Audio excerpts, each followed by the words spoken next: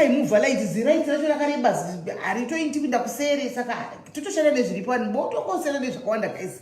Iyo equality iripo iyi chatiri kuda kuti ngotaura chete kuti mashurugwa azviwe zvequality tizozviona musi mazviona kuti guys tantraya kunetsekana tikatraya kuita technologies imi munoziva guys ukatenga foni nyuwani handiti unoda kumbodzidziswa nguva yakati kuti uigone ingave iPhone ingave chii handiti saka zvinhu zvakasetwa apo nezuro izvi zvinobaiwa pakawanda zvobaiwa imi ndingazvigone ini chizotomboda ndiite vhiki ndichidzidzira kuti ndiedze kuzvigona hani munonawo saka ndichazongoita chidzidza kumanya hakusi kusvika handiti masikira seiko guys mamuka seiko manheru kwanza mukuita kunge musiri imi guys muri kudiko imi zviri kudii salibonani ninja nidhumela matsera napudhi muri seiko muri seise muse mucomment section umu kwanzi na mama Deborah na evangelist Deborah tangai nekuudzana rudo chinhu chakakosha. Aiwa guys ndiri pano kudai ini Samuel ndakazvimiririra ndokudai mose guys I love you guys ingoudza munhu ari pamusoro pako kana pazasi pako kuti unomuda show munhu ari pamusoro pako kana pazasi pako kuti you love that person. Life is too short to keep grudges guys. Udza the person ari pamusoro pako kana pazasi pako kuti shamwari I love you ndinongokuda nerudo rwaJehovha ndatodzidzawo kubva kuna evangelist Deborah pandaona live yavo handichimaona kuchiwa ndikatonyana zvakakosha izvo rudo runotodiwa guys.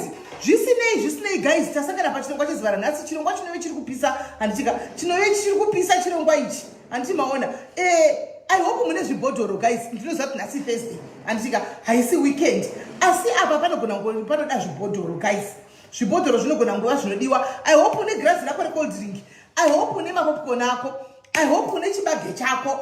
I hope une bhodhoro rako rewine handichika because ndiri kuona pachipisa panapa handichimaona because chinangwa chedu tiri panapa nhasika pedu vanhu vanyanya kudliwa mari dzadliwa kuzhoko kuchinzi ndinokuda haiwe here ndokuroora ina ndamukadzi kudliwa imi vanhu vadliwa guys. Unogoti kudliwa chibhinzi unogoti kudliwa bhinzi mai mwana ugoti kudliwa iyo mari yacho namai mwana all in the name of love. After some time munobva rova pasi munobva ainda mai mwana wosara wave stuck ukalkuleta mari yacho yawashandisa mai mwana mari yacho inenge isingaiti guys handiti mazviona mari yacho inenge isingatomboiti. Thank you. I can see my brother is here. Tonderai Chiutsi. Cho. Purondo. Thank you for coming here. Thank you for supporting my brother. Ndiwe jira. Mwana wakumusha kwangu. Chaiko. Kwete zokuti kudii. Handiti maona. Thank you for coming and support. Guys, nasi. Anjadzi. Muneshuwa kuti amuna wamakadlira avo mari because nasi kana muri pa anjadzi nditombokuisai paside nasi. Tomboita basa sebasa. Muneshuwa here anjadzi tonderai Chiutsi kuti hakuna wamakadlira avo mari. Cho. Hauna munhu wakadlira mari here apo because ndiri kuona pachipisa pamberi apo right. So handizivi kuti vanga vabhuka kuti ndio vanoda kutanga kufona ndio vari kutanga here kufona kana kuti pari kungopindawo chero atanga kupinda ina handizivi. Lorraine mukundu uripo here muridzi wenyaya unayo ari kutondinetsa guys. Ini bhodhoro rangu ndabata chibhodhoro ndakabata hatingatenderi vanhu kuti vadliwe zvose woti kudliwa pamberi woti kudliwa zvebhegi woti kuindisa munhu diaspora kana kupinza munhu muSouth Africa muno asina kana pekutangira apedzawo kutamba rafu mai mwana otokupindura nabi kutokupindura gwavha uchimubvunza kuti kona izvi kufamba sei tokuza kuti hashamwari iwe kai akuona manje vemaspika makuru ekusurisa ndo vanenge oona iwe wakamupinza muno unenge waonda panguva iwa kunzi muna basa imi masilima muchina basa ndioda mukadzi akadai so kopo wakanga uchimunyika kako wakanga waona maspika ekusurisa wakanga wamaona kupi masabhufu wakanga wamaona kupi zvoda kupandukira mwana wavanhu. Saka inoda kuti zive ayushuwa maadzimire pano mukoma Gordon amuna here chipande because isori yenyu angadzi kana chipande chiripo nasisi kungoni bhora ngoma ndiyo tiri kufamba nebhora handitika hatina chatiri kutosiyawo kana makandaka wakadligoma rineniwo ngufunawo utaurewo handimaona toda kungofamba nezviripo handiti right. Andiselina ndokumbura mupine namba vanhu vatange kufona. Lorraine takati kana uripo utange kufona nenyaya yako handitika because it's a lot of money. Lorraine nyaya unayo imari yakawandisa wakomana 6,000 pounds haisi mari yekutamba nayo 6,000 pounds wakomana kungoliwa neboora ngoma neshurugwi robva rangorova pasi guys pakaipa asi nini namba yeshurugwi ndinayo ndakapiwa asi ndakamira kuti mutange mawa nyaya yacho kuti zvakafamba sei. Zvino Lorraine uyu haasi kubatika, saka regai mutoita seiko zvaLorraine vo futi unoziva kuti pano pange ari panapa voshayikwa kuti auye panapa. Regai tiite kumufonera tungawanikwa here pamhepo apa. Ana Lorraine, kana muchinge manzi mirai panzvimbo munotitukisa nevaridzi venyaya dzavo, wopuwa nyaya yodisapia, womboita zvezvikomba zvamaboyfriends. He, iwe uchiziva kuti une nyaya yemunhu wakatakura. He, naiwe lolo.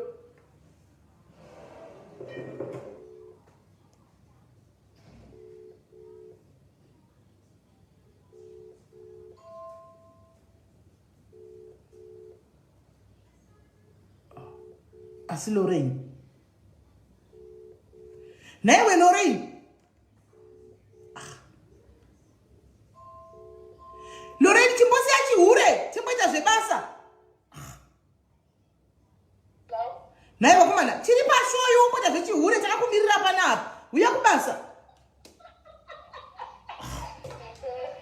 Taswira sei?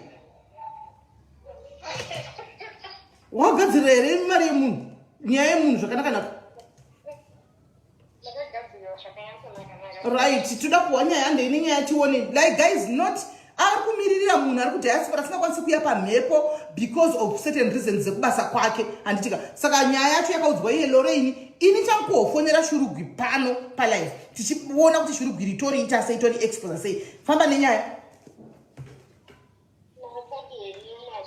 Kwidza foni yako volume kwauri ikoko. Ya, zvana.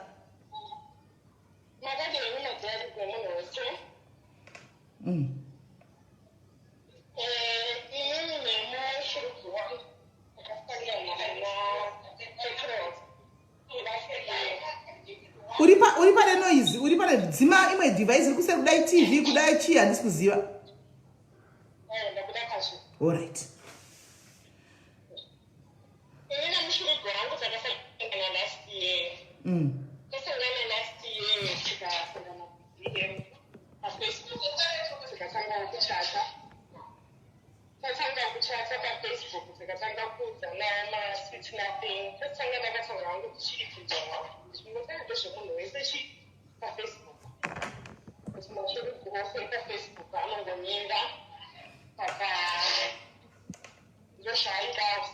It was just small talk, and then eventually it started off as phone calls, Facebook, Messenger. So I got number later again later, and then suggested we go to inbox, WhatsApp, and I will change the number. Lorraine, vanhu vari kuti havasi kuyazodza zvakanaka. Alright, mira nditry kufonera nei dropa tone. Nditry kufonera nei iri connected kuspeaker tone kuti zvingaramba kubuda here kuspeaker. Ende mashurugwa acho asi kuita ungane mhepo kuti akungotibatsira network panapa. Mashurugwa.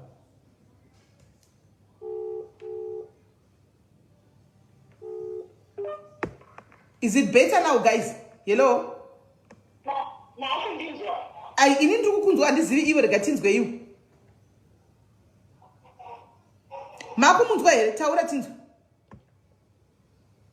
Okay, inini nemunhu wangu takasangana paFacebook in April last year. Tasangana paFacebook in April last year takasangana DM and this Facebook Messenger. Tasangana paFacebook Messenger kudaro. We started chatting, tichitexta, tichiponerana. Saka dzimwe nguva ndaigona kumisa macalls ake paDM, and I would end up ndasina kuona mamessages ake, and then he was like, nachikumirachi number yake paWhatsApp. Akumbira number yangu yepaWhatsApp kudaro, ndikamuka ndamupa number yangu yepaWhatsApp, tikatanga kuchata, tikatanga kuonana, and video calling and getting to know each other. In me, my story is I am a single mother. I'm a mother of 3 in the United Kingdom, and I'm just coming from a divorce. Ndichangobva kudivorsa kudaro. I felt as if, I'm not going to justify it, but I was vulnerable and he was there. Tachata kudaro, akatanga kumuudza nyaya dzake dzekuti he's coming from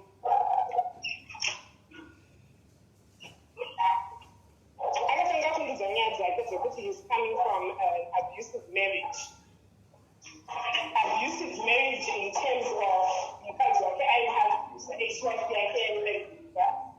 and he was going through a heartbreak, and I was also going through a heartbreak. In us going through a heartbreak, I thought I had found someone who would heal my heart, and I would also heal his heart. At that time, COVID and someone got divorce. Now that I apply my funds and did it. Now that I apply my funds in Iran, which is the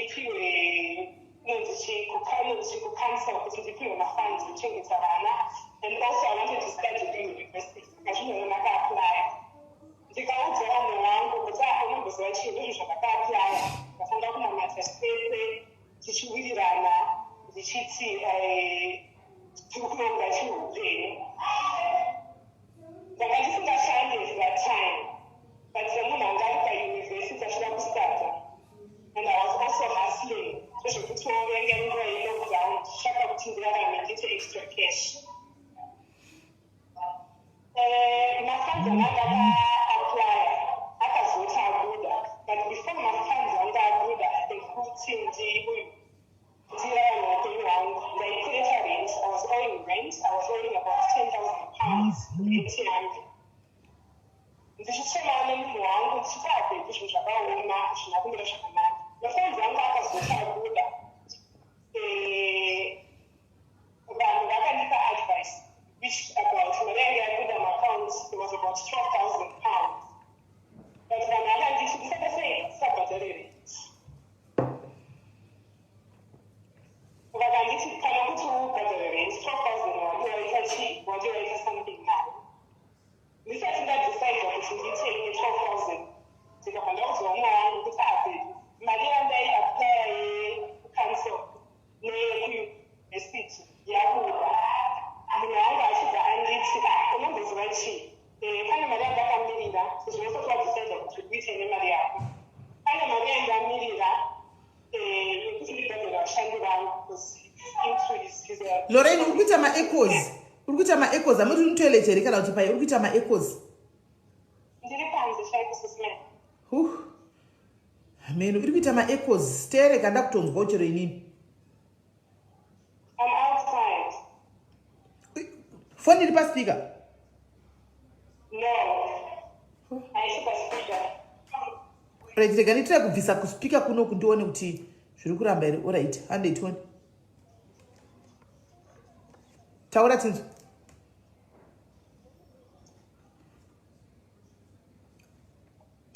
I can hear you clearly. Taura Tinzo. Okay, vanhu pari pasho nditangidze. Ingoenderera mberi ipapo, tangira ipapo. Tiri kunzwa but tiri kunzwa ichita maungira. Okay, saka manga ndichiti tanga ndakaona mafunds angu inini evana and ekuchikoro. Ndakabva ndaudzwa umwe wangu kuti mudiwa ndawana mari iyi. Ndaudzwa mudiwa kuti ndawana mari iyi. Iye achibva anditi ane mapayments akamirira and he needs to pay his employees. Saka ndifanira kumupa mari iyi. Saka place ndakatanga ndamupa mari zvishoma neshoma. Ndakatanga ndamupa £1,000. Kusvika all in all mari yandanga ndamupa yanga iri yechikwereti was £7,500. £7,500. Right. Yes. Yanga iri yerudo. But all in all mari yandanga ndakamupa inini was about £9,000. Hey. Yeah. asi yanga yechicredit was £7,000, £7,500. Hey, right. Ndikamuti I need the money by August 2020. August 2020 yasvika ndakumuti chindipawo mari iyaya akanditi haana mari iyaya. At that time relationship yedu yanga yatove nemaproblem. Ndikamuti I need the money. Achibva akatanga kuposta mukadzi wake wanda naye. Ndopa akatanga kuposta mukadzi wake anga ane mimba, but nguva yese Facebook yake yanga iri clean, yanga isina anything. Saka ndakatanga kubvunza mari yangu inini, ndopa ndakatanga kuposterwa mukadzi. And he refused to give me my money. Till in ndazofonera ex-husband yangu, ndikamudza situation yangu ndikati munhu wandikuda naye ausadza kundibhadhara. Ex-husband yangu yareach out akabva andipa £3,500. Akanditi imwe akandipa £3,000, and then kune balance £3,500 yasara. How much is the balance? How much is the balance? How much is the balance? 3,500. 3,000. 3,500. 2,000 or 3,000? 3,000. 3. Yes. 3.5. Okay. Ndikazamakufonera sisi yake vakanditi ndakapusa. She would not give a man her money. Saka she does not understand the reason andaipa kuti vake mari. And then ndikaudzwa mashoko anorwadza kunzi mahore munonetsa, ndakapusa, ndakatukwa nasisi vake. And I was trying kuti ndisa nasisi vake kungoti mwana wame wavo andipe mari yangu. But the sister was very rude. Iye tamba akatanga kuva ne-ex-husband yangu akaita semunhu awisisa. Achitanga kuudza ex-husband yangu kuti ndaimunyeya naye. Ndichitaura zvinhu zvakashata pamusana pe-ex-husband yangu. Semunhu anga ane heartbreak, obviously I was sharing my past experience with my ex-partner naye. Iye you use that against me. Ex-husband yangu akanditi handikakwanisire sei ndokwanisa kubatsira nenyaya. Ndazama everything. I have even DM'd his wife, kuti ndikumbire mari yangu. The wife was like, she's not interested in the story. He has blocked me everywhere. And the mari yangu, I cannot find it from him. Wow. Right. The only thing I want is my money. Okay. And in a relationship, I understand. I was not the one, but she didn't go there, mari yangu chete. Right. Okay, thank you very much, Lorraine, for sharing nyaya muna akakupa nyaya hii. I know the person akampa nyaya, I was there actually. The person actually suggested to me kuti sisimeli I can't go on live because of the nature of my job. Harinde je Facebook. Saka ndoicha say then akati ndikati andizima itodini akanti hamugoni kunditsvagirire munhu wandinoudza nyaya yangu oita stand in for me indinenge ndiri mu comment section. Hence you are hearing Lorraine speaking about pounds, not rands. Because story Lorraine is tenting on behalf of somebody else. It's not her story. But zvisinei zita reshurugu ndatomboda kutaura naye ndichida kungotesta waters. I want to test the waters. Ndikamusendera message kuti hi. Akanditi hi. Ndiani? Ndobva ndapaka ndakadaro. Saka shurugu whether uri pano kana kuti haupo isita kutongoenda nyaya nemberi. Do you care to share zita? No. I think imbomira kushare zita. Because pano ipapa panenge pachori nevasatani dzokuti tikatoshare zita usati watomufonera anenge atofonerwa kunzi uri kufonerwa izvo so sadaira handimaona and then obva atadza kuti kudaira handiti mazviona right. So I think ranga richindipiretena richindiudza kuti nyaya yako waifambisa kunzvimbo dzakawanda wanda stereki. And also I have so much. He says he has got my notes, and Joshua ndakamutumira manotes angu. He says anokwanisa kundidzingisa basa because of the nature of my job. Chandikungoda kwaari imari yangu inini. I don't want anything from him, just my money. Yes, I know he has a lot of information, and I was vulnerable, I was in love, not knowing that what I was saying could be used against me from him.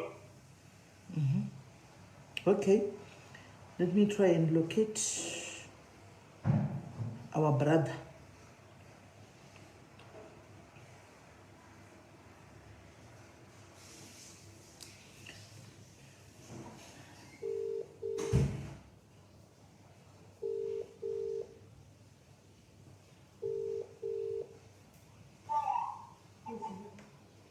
Hello. Hello. Yes, Anjadzi, how are you? Hello. Muri seiko Anjadzi? Ndiri right. Anjadzi, ndauya nekuzvininipisa wena mwana mai yangu. Ndiani ko wamutana? Mukutaura naSisimeli? Sisimeli uko. Shamwari, auchandizivi here sha. Okay, rega tingoenda kunyaya yedu Anjadzi. Ndauya kwauri kudai so because pane nyaya yakauya kwatiri so yeah, I think you know the person. Anditika hatisi kuda kuti handisi kuda nditaure zita kana nditaure zita rako but unoziva nyaya iripo. Yemusikana wakadanana naye and then ukaita sokuti torei mari kwaari ukati dyei mari yake asaona kuzinge wamudzosera mari yese zvakakwana. Nice. Hello brother.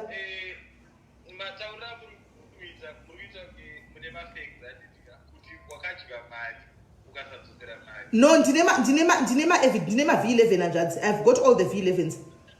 My chats NUS and now.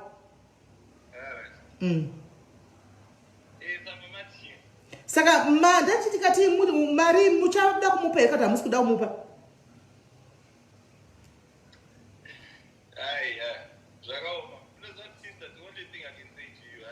Is mental health is real. Okay. Mental health is real. I think the person who's contacted you, needs help. Okay. What kind of help? Feel us so that we know. Maybe something. Maybe there's something that I don't know, or that I'm missing out, that I was not told. Those are contact here. Hey. She needs help. I don't need her help. I see help you with because this issue has got nothing to do with money. You know what I mean? It has got nothing to do with money. It has everything to do with what? Yeah, I think there is something that she's trying to prove. Or whatnot. She's been saying a lot.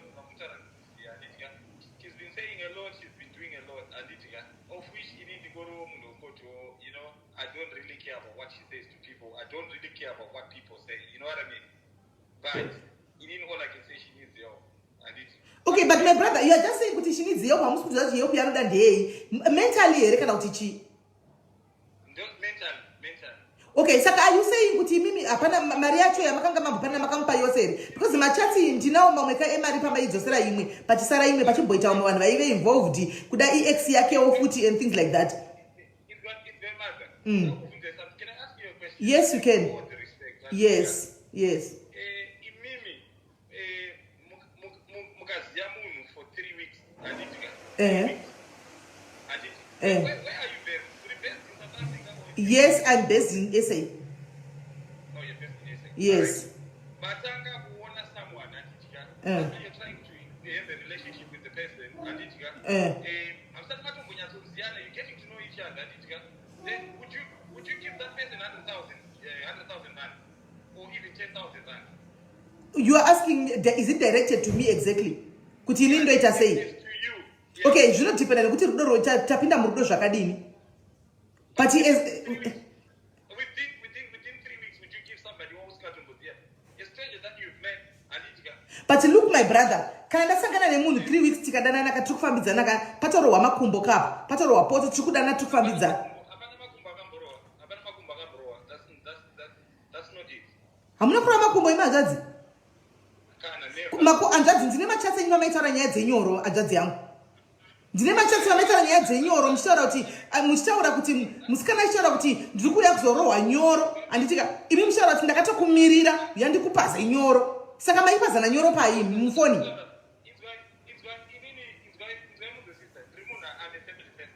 if you want to talk about that, you can come on my private. We can come to a private message. And I just got a baby, and I don't want all this nonsense, to be honest. In any, all I can say to you, that person needs help. Okay. All those messages are forward and stuff like that. I've said to you, if you want your money, you can go. Anabirwa makapana na murudo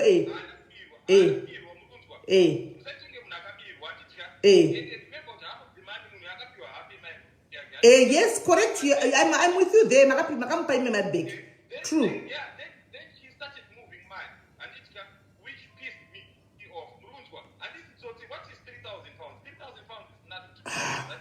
Come on, my brother. Well done, bravo, my brother. I love you very much for saying that. Kuti 3,000 is not money. I love you very much, my brother. Kochi kumpaika 3,000. It's not money to you, my brother. I know you are working hard. It's my issue, madam. It's about disrespecting each other. Okay. It's about disrespecting each other. Okay. What he's doing, you know how, because this could have been sorted amicably. This could have been sorted nice and easy. But what he does, going around tarnishing my image to everyone, that's when I turned around and I said, you know what, you can fuck off. Whenever you want to go, whether Mapurisa cannot the Kupia, I don't really care. Because in Nini, I was working with the store, even the ex-husband was talking to me nicely, storyboard. Ex-husband, I should have up until she started inboxing Kazoangu, would you be happy if something like that happens to you? No, I wouldn't be happy. Would you be happy? No, I wouldn't. How would you be? How would you be inboxing another woman? No, that was very wrong. Anyway, I didn't know about that. I'm very sorry about that one. I didn't know about it. That's the reason why Asnabuana Mariage and the balance of the money. The reason why, if she wants to come and talk to me about that money, she can come to me any minute and talk about that money. I'm not going to block her. I'm not going to block her. She wants the whole world to know. She's been talking shit. And she been posted up everywhere. She not Mashirubi and whatnot. Of which I don't really give a fuck, to be honest. I didn't have a relationship with her. I didn't sleep with her. So she shouldn't be going around talking about me all the time. If she wants to talk about money, why doesn't she call me and talk to me nicely? You blocked her. Baby, little brother. The problem is, It's why not your mother? Because you know what's happening right now? She wants to prove a point. She wants to destroy my family. You understand? It's not about money. Because if it was about money, she shouldn't have gone all this way. But she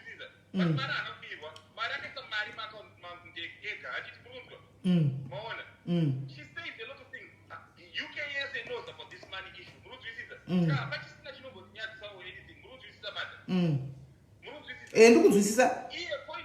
wants to prove a point. The reason why I'm working is because I've got a wife, I've got family, I've got 2 kids. I've got my own family. I don't have time for that. I don't have time for a nonsense. Right, mwana mai vangu iwonta kunge munhu akabva kuvanhu iwe unotoita kunge munhu akabva kuvanhu sereki, and for that I salute you and thank you very much for explaining your side to me. Right, mwana mai vangu, rega ndikutsanangurira sisiva kuvahombe antika tichidai so unoziva kuti if she wants to destroy your family, then it's really bad, really, because mukadzi uyu pamakapana namari uyu wako uyu. All right, listen, rega ndingopedzawo hanzvadzi. All right, ndapanzwisa hanzvadzi yangu ipapa ndiri kusvikapo. Ndapanzwisa hanzvadzi yangu ndiri kusvikapo ipapo handitika. What she did was very wrong. Kuinboxa nekutexta munhu ari heavily pregnant and munhu angasipo pamadhiri enyu amaite kudi ekupanana mari handitika. For that hanzvadzi yangu inini ndirini personal ndakamirira musikana uyu handitika. I really want to say I'm very very sorry hanzvadzi. Find it in your heart to forgive me. But hanzvadzi uri munhu wenyamawo zvakare. Unoziva mazivanoka unogona zvinhu zvisina basa chero kati yako chinogona cha mentality yekuti handina chandochachana kudi kunogona kufira zvinhu zvisina nebasa rese kana kukuvadzirwa zvinhu zvisina nebasa rese mazvadzi yangu. Saka iwe mupe mari yake. How best can we do it? All right, kuti ndakumbira regere ndiri so that she gets her money back.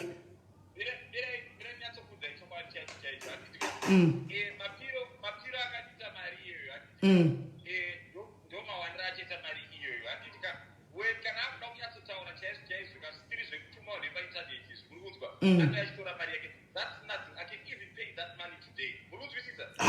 Zvino unenge watogona kamwana mai yangu, unenge watogona kana wadaro, unenge watogona kapobva mobva maita iwe wokonzentra nemhuri yako.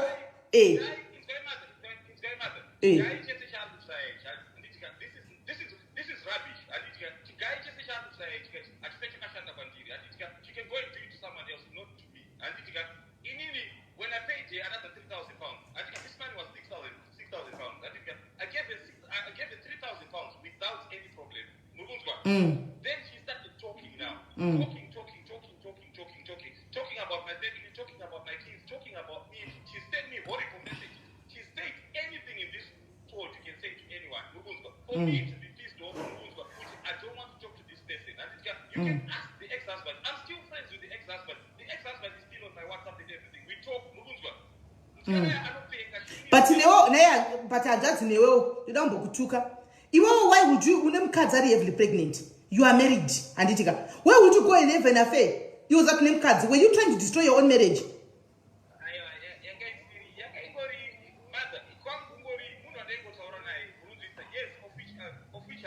That was wrong. When I found out about her mental status, that's when I said, no, this person has boy. I don't want any boy. Nobody issue. She's mentally disturbed, that girl. Right now, all she's doing, I think, is going on all these things. Because it's not only you who knows about this story. The whole of England knows this story. And apparently, and the money is the least of my problems. It's nothing to me. But all I'm doing is showing her.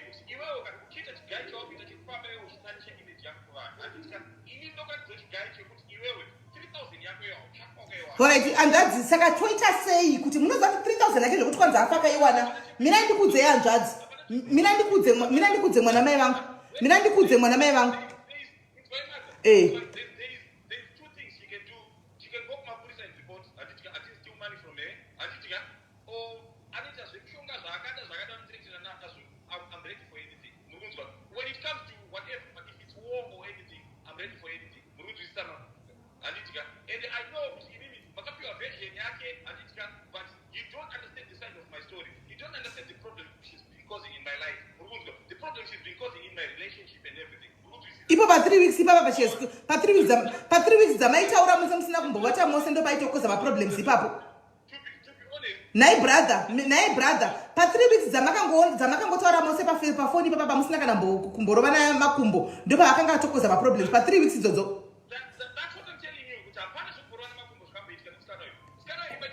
Konyaya dzenyoro dzamaitaura nekuti ndikufunga zvatakaita last time makanga maitei. Saka machatsi akabikwa here because machatsi ane namba yenyu.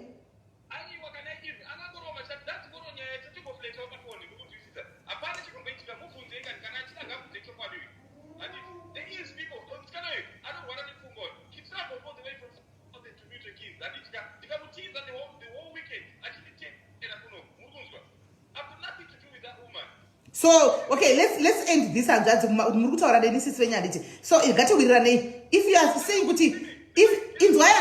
you are saying you are not going to pay the money at all, then in Mokondudza kudaro ndoinda hangu.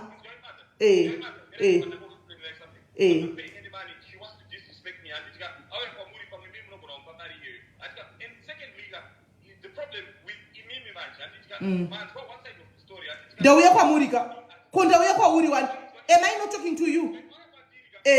Saka, you tell me the side of you told me your side of the story. That's why I came to you. And that's why I came to you. Because then you don't know me. Listen, you can't judge.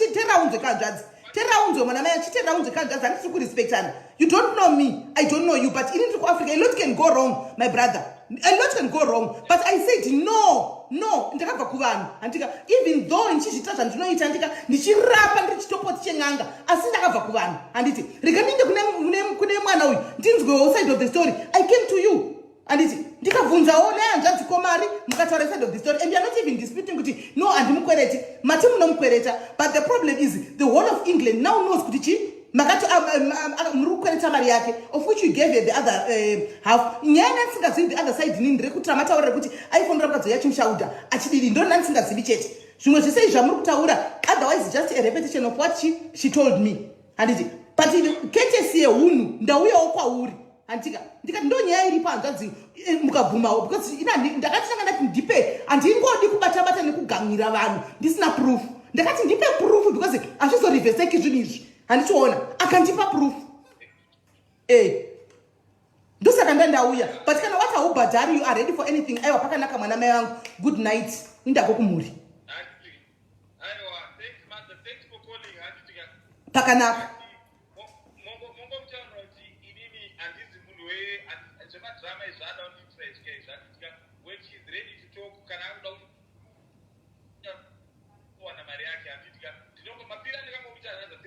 Wakamubloka, anotaura newe sei wakamubloka? Anotaura newe sei wakamubloka? Ndizvozvo, yes, I will block, but iko zvino kauri you are saying kuti ngaauye, anouya sei wakamubloka? Yes, I do understand exactly where you are coming from, but my problem now is you are saying kuti ngauye ndisaure naye but wakamubloka. I didn't want to tell her what it's change time than zvekudai so. Actually ndiri machembere unongoti gogo anditi gogo munhu uyu ndakumu unblock ngati yatitaurirana antiona indosvitsawo kuti sekwandisataita zvandida kuita because izvi zvinhu zvine marepercussions akaoma kumberi. Chimboenda untaura naye unzwe.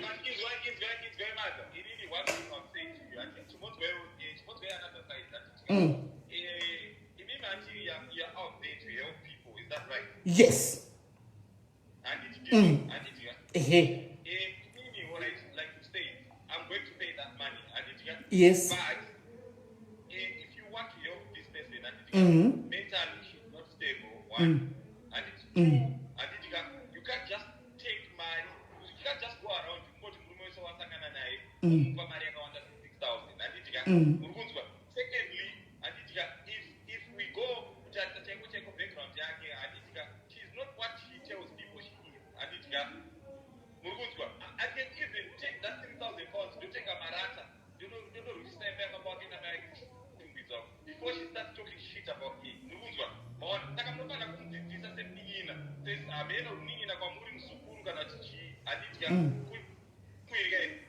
muzukuru kwandiri ini vese mose kana mangoya muri vazukuru vangu ndini ndichingozozviti hangu hanzvadzi respect. I've never discussed that story with anyone. She caused a lot of problems in my relationship, in my life. But you know what she said to you? She's clearly said that to my partner as well. She said everything she said to you. She said it to my partner. She said that to my sister. She said to my friends. She said to everyone. And I was surprised because if you want your money, why are you going to all these people? My partner, why did you come to me and talk to me? Why is she? You know that every day I see my screenshots. Whatever she's writing on it. Half of the people on Instagram, they know the story. They send me screenshots. Which I had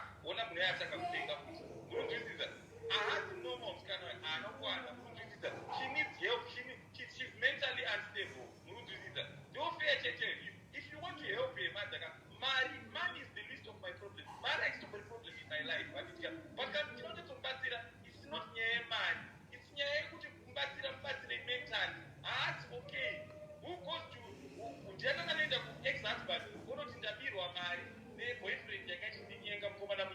What I can come out in ex-husband, but the spirit. That makes sense to you, Neymar.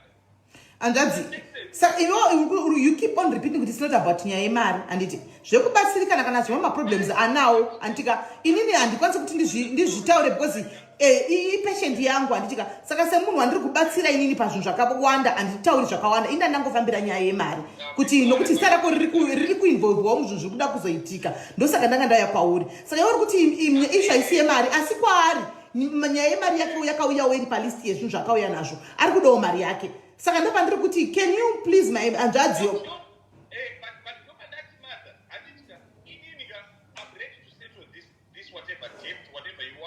Oh, you were already settled it. Okay, all right. But the only problem I've got, mother, is that No, okay.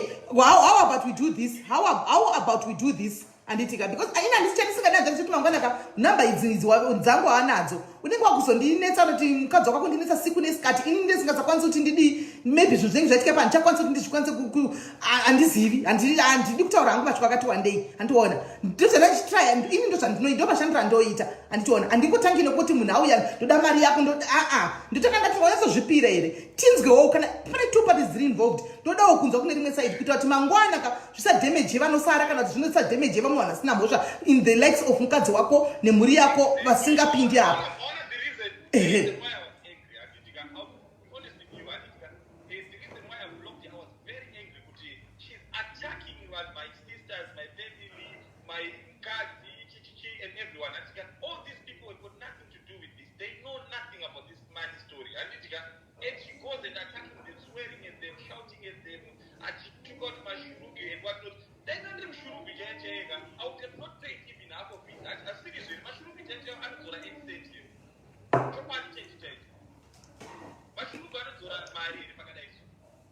Amachugu adzori saka wachitoita sei right? What's the way forward?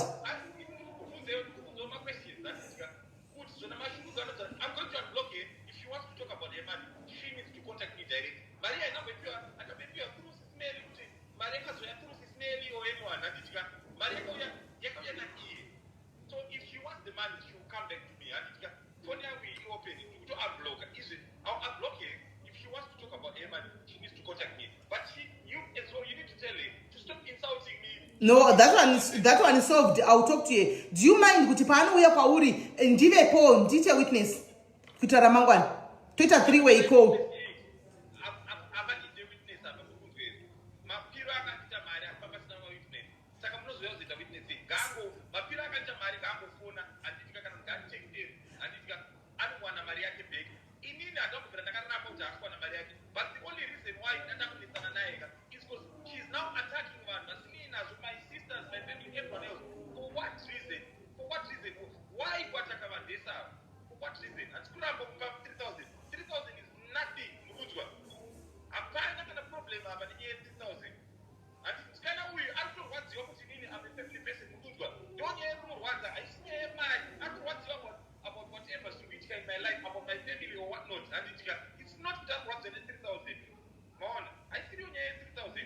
Okay, saka iyu mzukuru uri kundipromisa kuti wamu unblocka iye ochikufonera zvakanaka ini ndichataura nayewo about attitude kuti ouya wakazvitova vakadzikama kwauri handitika and then asvika kwauri iwompowo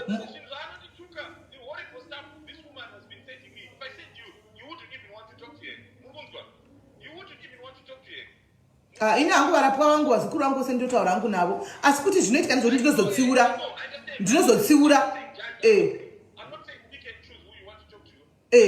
But I'm just saying to you, if you were me, you would block it. That's the reason why I blocked it. And I blocked it not because I don't want to give her the money. I blocked it because she was now insulting me day in, day out. All right. The reason why I blocked it, I was not running away to Maria. I blocked it because she was insulting me daily. She was insulting my sisters, everyone daily. And everyone was just saying, oh, it's not normal. If she wants to talk about money, Maria cannot do it. Even my sister was volunteering to pay that money back, but she started insulting me, writing nonsense to Facebook, Instagram. She sends people messages. Unoziva kuti makaenda ndachindoita witness ndandaitira kuti since she is mentally unstable ndochita witness ini semunhu ari stable kuti mangwana zvizodi zvifambe zvakanaka nokuti wataura she is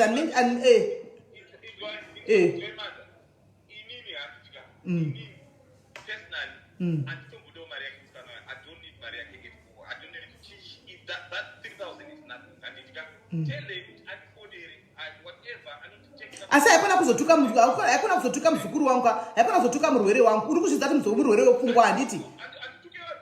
Murwere wepfungwa sekutaura kwako iwe muzukuru wangu. Kana achinge auya kwamuri please unogona kuzotrigger kamwe kapfungwa kake kakadi kakarasika kaka. Saka iwe kana achinge auya ini ndichamutsiura nyaya yekupindura ma-inbox.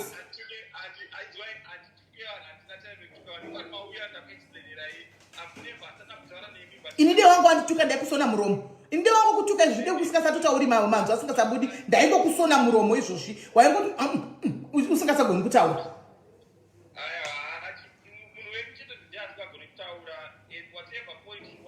She wants the whole world. You know, she's been writing stuff. You know, all the things she writes. She is young as new area. Today, you know.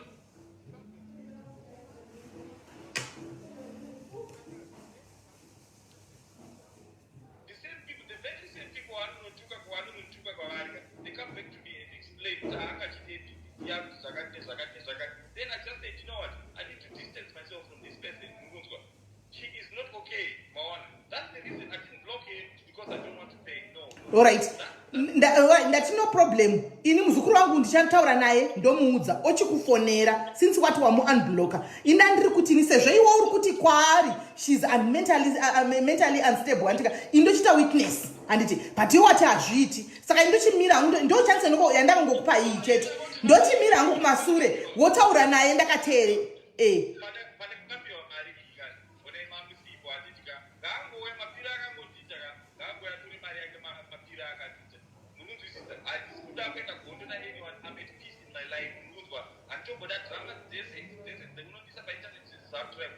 I don't want all this drama in my life. She just needs to move on with her life. She just needs to find somebody, or whatever. I don't believe that only pick up Not me. I'm not the person for this woman. I'm not. Mawana. She's not my type. I'm sure surely I'm not her type as well. Because she said horrible things on my phone. That's the only reason why I blocked her. But thank you very much for calling me and no, she will call you. Kana akufonera ende mukatadza kuirana zvakare zvikaitika izvi ndakazokufonera kitu kuti ndichinzwa kuti matawo mawirirana sei zvikazoramba anzanzi ina ndichadzoki kwauri you can as well block my number because tinge takungoita zvatinoita handiti but tatisingadi sevanhu vamwe chete kuti tidaro aiwa haasi mathreats ina ndisikuthreatsira ndikudza chokwadi handithreateni vanhu ndokutaura chokwadi sekuya kana kuita ndokukuthreatsira ndokuziva here naye hanzvadzi ndokukudza chokwadi kwainga ndauya ndichingotaura ndangoya ndichitaura kuti basa rangu ndine kubatsira vanhu nokurapa kwainga ndangoya ndichitaura wani kuti denda ndiri mumwe munhu ndisina kuya kwauri ngedenda kuita zvadandichiita wadi kunditi muri kundithreatsina panguva iyoyo handisi kwanza hasha iyi ndakatodzika masikati tiufunge deungosvinoona tizisoka ndakadzika masingi kutozvisvitira fodla yangu yemumhino deusiri kutomboti ndiri kwanza hasha ndikutozvisvitira fodla yangu handina kana hasha dzandinazo ine handibvumiki kuita hasha handibvumiki kutsamwa ufunge handibvumiki kungotsamwa ndikatsamwa ka pane zvinoitika saka handibvumiki kutsamwa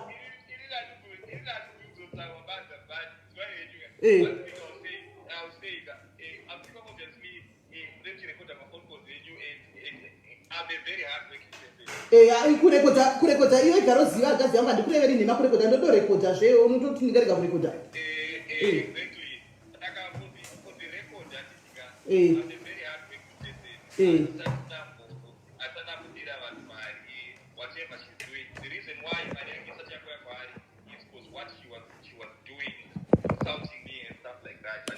I'm happy with money back and stuff like that. Okay. Just too much of drama being or anything, but you can't put things that it's part of life. ndatofarira one wedra watotaura ipapa pane zvawataura kuti handisi kuramba mpamari yake I want to give a back a man. Because newe hausi kuramba kuti handisi kumukwereta uri kumukwereta unozviziva zvechokwadi kuti uri kumukwereta and I think by then even chero dai ranga riri benzi panguva yakakupa mari iyoyoka yakakubatsirawo that should appreciate yakakubatsirawo zvawaida kukavhawo panguva iyoyo.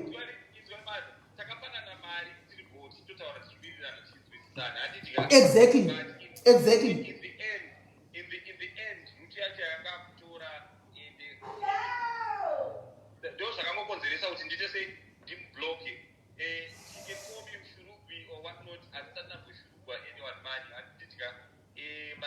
She's free to come and get her money, but only I don't want her to be insulting my family, to be insulting my people. That's the only reason why I blocked her. Noted, and that's the reason why I'm going to talk to her. To stop, harassing your family and to stop insulting you, and then wampa mari yake zvakanaka.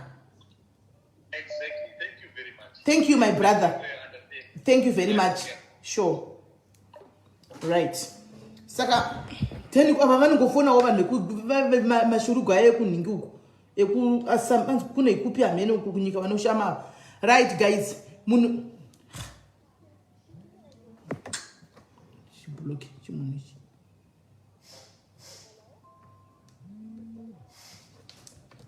vanhu vaivave maindia aya kuda maarabhu kuda machii hamene zvinokuita basa kundifonera everyday naimi vachingonditadza ndahwani kutadzwa zvinhu zvakangosiyana siyana uripiko namba ichiri kufona iripi bloki hello right hello right imbomira kundifonera mese imbomirai chimbomira chimandara handiti pane zvinoda kuti toda taona result yekuti since panzi hatisi kuda kuti iwona handinoziva kuti wakati Facebook yacho haukwanisi kuti uye nenyaya yebasa timbomira tione kuti wanzo unblockiwa iwewo dena ndiriniwe chinda izvozvo unonzwa kuti kuri kunzi kudii chirega kunda unopopota chatiri kuda ndicho kuti mari ngaidzoke chinda unotaura naye nokuti uri kunzi waunblockiwa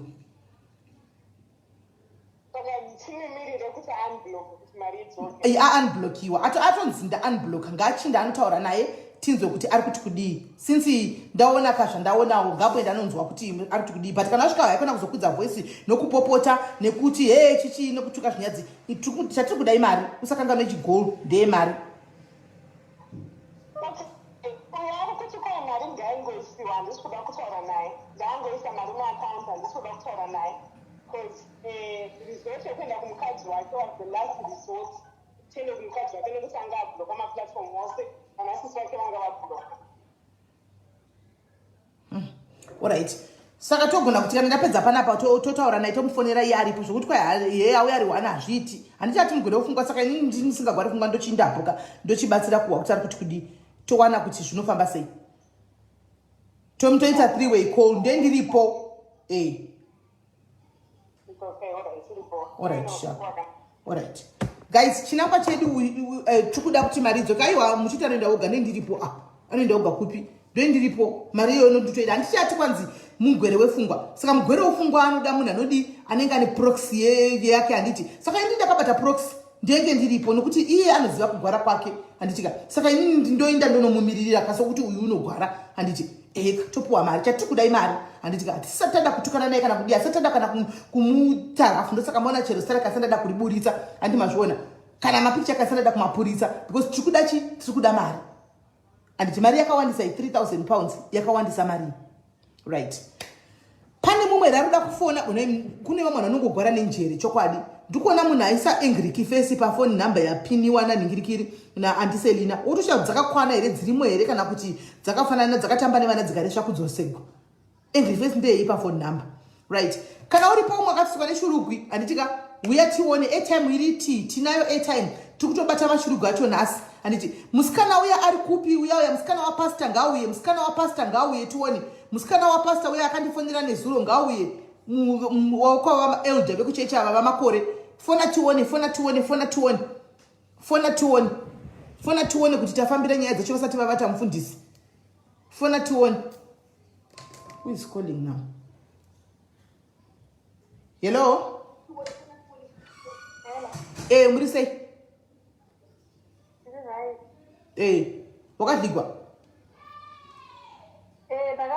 ndakavharwa ndakambotumira sisineni meseji yacho pamessenger yavo last year wakanditi hanzi handisine zvaizvozvo saka nhasi pandatoona gurupu ravo iri ndabva ndatofara pandatoona live yauri kuideka saka iwowo wakadhigwa chigara zviyana zvelast year chadozvizivini zvakatoenda nemhepo izvi taura urotanga kutaura nyaya yako panyuwani yanga iri nyaya yegara zviya imari ndakatsotswa mari 3,706 wakatsotswa nani munhu wacho anonzi David Kotinyamasoka anogara kudhobheni maikanga muchidana naye makamuchidana naye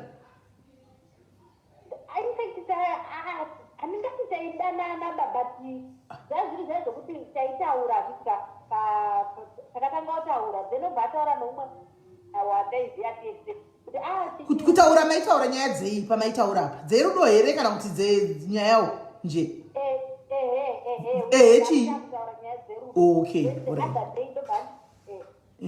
ndobva anditi ari kuda mari hanzi ndikuda mari yekubhadhara akati ndiri kuda mari yekubhadhara foni yangu yabharwa kuchikoro because anozviita munhu ane chikoro here bati foni yangu yabharwa saka ndiri kuda mari yekuti ndibhadhare lendi yangu ivhurwe kuitira kuti ndizoona kuenda kubhengi chichi vanoti muti uri kuda mari saka ndiri kuda 6000 ndikati 6000 handiiwanira saka tingondichagira yawinayo kuti mameseji acho everything zvese zvandaitaura from the beginning enough sikanzi mari yako ndokupa chachiri chipiri vanditi mari yako ndokupa musi wefriday kubveni kwangu kune kwavhurwa ndikangodobhadhara chete vanobva vatovhura ti lendi yangu then ndinoenda kukwanisa unotora mari kubhengi andati ahorit vandamuisira pasitanga ndakamisira mariko ndakamisira 3000 ndakamisira 3000 yabhazi kuti mari yairamba ukwana tindiwedzera vana kuti handina mari yandokwanisa kutokwisira zvichizvika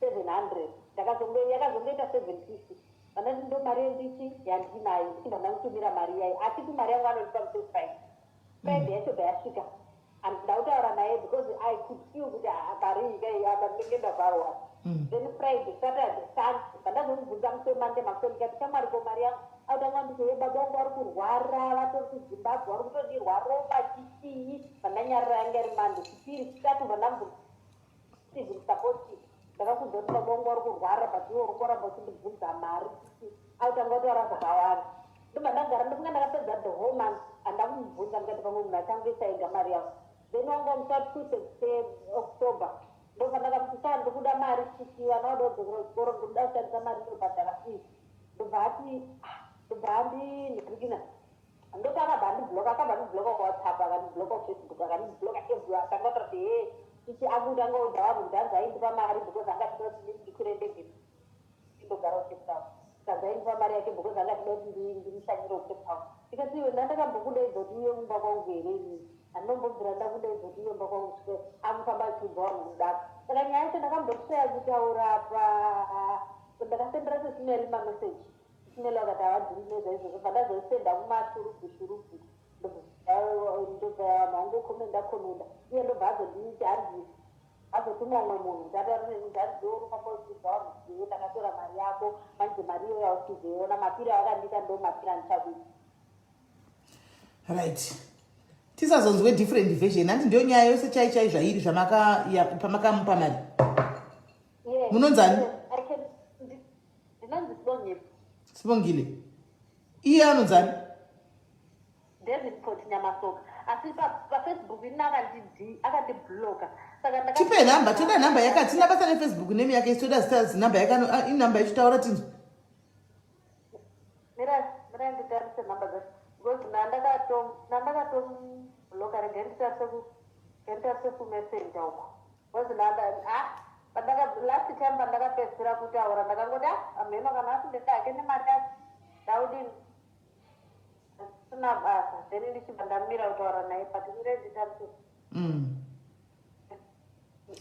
manhingi ake machats ake mufoni mangu andakadhilita asi ndina mascreenshot ari kugoogle photos saka pa ndokutarisa pane vanhu vandakambosendera unoshanda basa reiko nai muningina kujoburg kucape town ndoshanda mumba zvinoti washanda mumba iwo wotora 3000 iwo pamunhu 3700 chokwadi asi unokora 20000 pamwedzi anditooni 20000 kwakunoti kamari yekuti nai ndichingosevha plus ndakangoti sinzi because ngenyaya yacho vraigete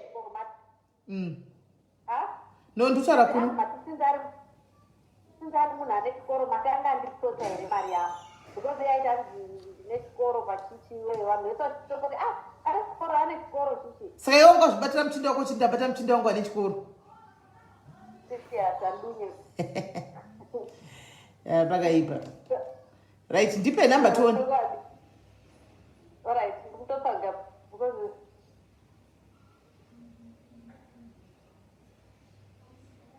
namba ndingiri kunyaya sisimele yakanzechiko because ndobva ndakambowasendera yakanzi sisimeli yakanzi sisimeli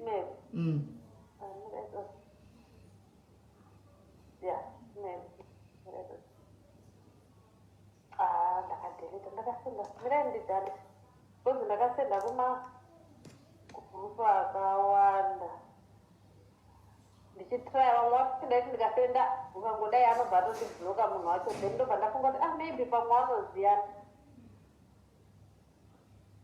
zvondaibva ndangofunga right ngendichoenda panhingi yake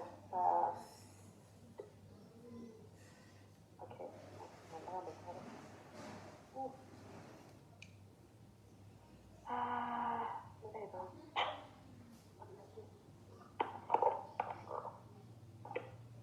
ndakutotsvaga kuna vanhu vandaka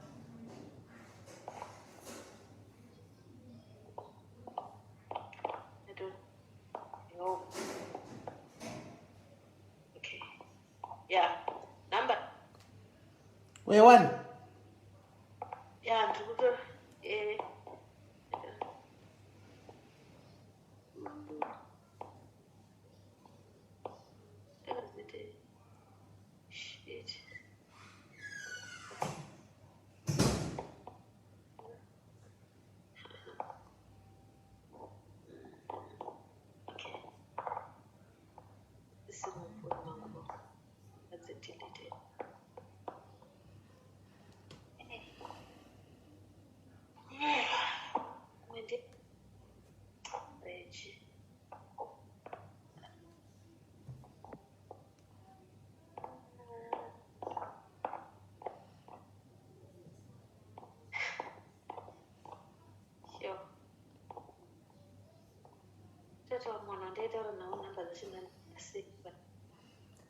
zvoti todii naye munin'ina zvavasiri kuiwana namba yacho iyi namba adziri pane padai takazoita after ndadelita madhayaris akati changamuchanga munin'ina zviri kufamba sei apa iwo ngochiziva kuti madhayaris akati changamuchanga munin'ina iwo ukezoziva kuti kwatanga show yekuti kuri kuexposwa pashurugwi iwo uya usina kugadzirira information handinoya kugadzirira information yako ndafukati pamwe handiwane mukana kana ndafukati vanhu vanowandisa pamwe ndotadza kuti kupinda asi unongogadzirirawo zvirai munun'una mira ndikusenderei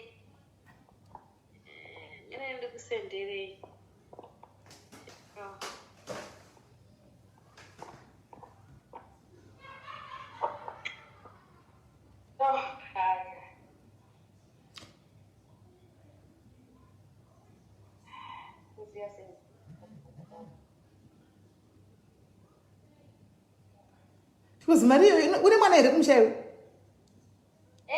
saka mari iyo inokwanira kutotengera mwana kugorosari re 2 months kumusha kushuwa worega futi newodzima futi nenhamba iwosati wopuwa mari yako ko ukambofonera sisimeli ke unze kuti havana here nhamba idzi dzemunhu iye dzemurume kuti havana handi wakambofonera sisimeli here saka wafonere unze kuti havana here nhamba idzi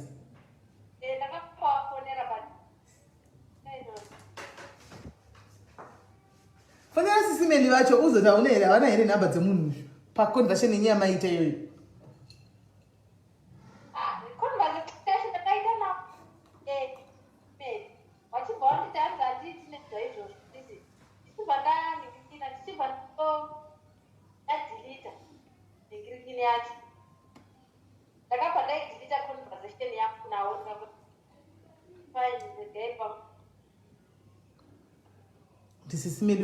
sisimeli vacho futi kuti vangosati vazoziva kuti kune munhu achai achiita live dzakadai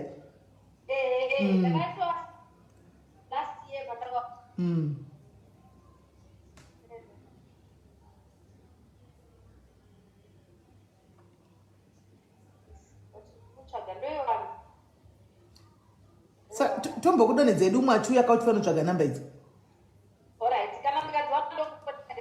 alright hapana kuipa right tatiregai atsvage nhamba dzake zvakanaka asingamhanyi anogona kufonera simeli vacho paconversation yavakaita kana unotarisa anobva agona kuiwana right aripo here umwe munhu atoda kutidzire naye guys ukanyara haugwazi ukanyara haugwazi right regai titore vabva vafona vakola hello kola hello muri sei ndiri right muri sei iripo sisimeri maita basa neshow yekuexpose mashurugwara ine shurugwa ndakasanganawo nayo muhararo anozvita tafadzwa Paul Mutasa. Tafadzwa Paul Mutasa, alright. Tafadzwa tikufamba tikuwirirana ari kunyepa zvake mukuwirirana kuya ine nchingwa kuti mukufambira iye munhu anenge atori paagenda yake ndikamupa mari yangu $650 last time naMarch achiti hayi ndikuda kuno ane company kuze nekuzivisa uko kuWayne Street achiti handi ndikuda mari yekuti ndihodhe ma-t-shirts nemahudi ndawana ma-contracts kuma-NGO mbati mari iyaya saka ndove ndichatumira magana ari South Africa atenge ma-t-shirt mari iyi ndichagokumudzopera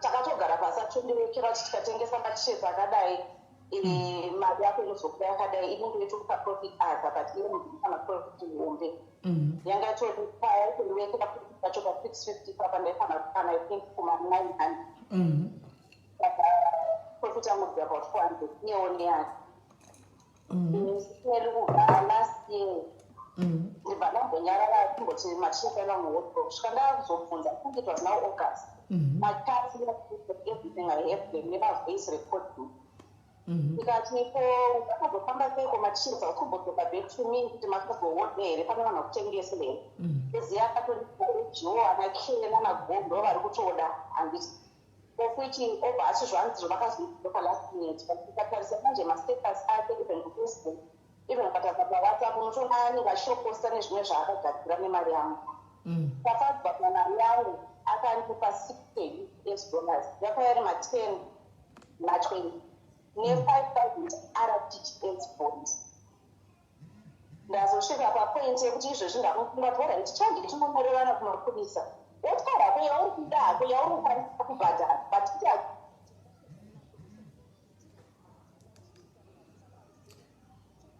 akadaro because obviously mari yangu haisi kubuda but tinodhumana naye kana mulandlords akaodha full chicken nedrinki dziya dzinodhura dzinobhadhisaina kadzini achidla ngeke full chicken anenge achidla full chicken ngeke ari one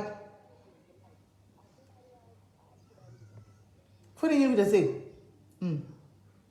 hello ikubreaka foni nyiri ichitiza volume ndati munoona achidla ari one ningirikiri ngeke yake ari one munandozi achitopaza yose muchida mari yenu simeli mukatomuona nedumbu rakabvapo kutosvika akutoramba achiwedzera kusimba nemari yangu saka maimpa makadana nemazizota nemukadzi kana kutotomboziva mufungei saka maiti imimi nedumbu iroro munhu ana mukadzi mari yangu itori kuLondon ndiyo yakatozotaura kuti kunyepa kumba ndanga ndapenzouya I'm a single father of four children katotumirwa ndimapicha evana zvikonzi zvosununguka kuuya but inini ndaitoshaya time yekuuya because essential services otherwise kumana ndakusununguka takatosiyana nemukadzi wangu tanga tisingawirirani because mukadzi achona ari abroad ari kustart I think nana Poland ndinokwaari kwaarikustart saka makadana nguva yakareba zvakadii mukomana uyu ka atone vasikana vakawanda murume ene modus operandi yake so ndobva ndabata brother yake ndiyo yakazobati kwanzi kunyepa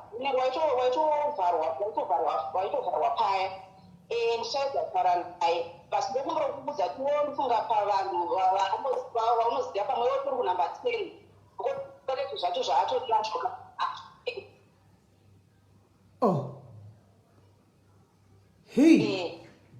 saka ndomufonerawo kuti ndaronga ndine payment yakwakati ongotumirwa mascreenshot hobhohobho achita chase payment bcause ndakamuti ine hanzi kuda hangu zvakawanda kwauri wakandinyeperago panguva yawakandinyepera ipapo pamakanyeperwa apa saka hamuna kudliwa ruvire pamakanyeperwa apa hamuna kudliwa ruvire unoziva kuti nguva yacho like taigona kusangana for madinner kana for malunch zvimaminutes mashoma most of our communication was always on the phone because nyaya yebasa mashedule angu andinozosiya ndosiyana patime manje iye manje mabhuru kazhinji anenge achiri kumhanyira kakumba pasingofadha kune vana ndizvozvo saka ndokana ndioataitotadza kugona taigona kugonana kulunch but ndaitofamba naye kumabhizinesi kwangu ndikatofamba ndaenda naye kufamu kwangu. Ende guys, munozati zvinobhova sei kuona munhu achiita ane duwa achiita dumbu mai mwana achikwereta. Kuona munhu achiita zidumbu mai mwana ane mari yako ka. Ende zvinogwadza senge ende zvinoshota. Apo utusangana naye chilangeke sari wani mai mwana munandosi. Apa ane mari yako. Ina hanga izi mari iyoyo. Hazviiti. Tipe yedu phone number yetu tiwane kumufonera baba pane mukadzi wao. Saka matanonzipita, anonzipita. Mangwana, bona uyu ari kunonoka pa payment but mari ikangobuda chete ndobva kwa mari yako yese, ndobva kwa mari yako. Kozati ndakatosvika pa kuinvolve my sister who's a lawyer akatomutumira kuti ndakazovharwa ndakabirwa ona rana wangu saka ndaitotya kutotaurawo kuti ndabirwa zvaka avawani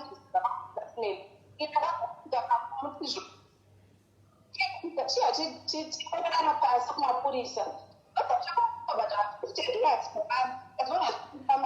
Alright, atirega tinde kumunhu chitipai namba taurai namba yake tione yekuzimbabwe 0773 mirai 263773 mirai 773 19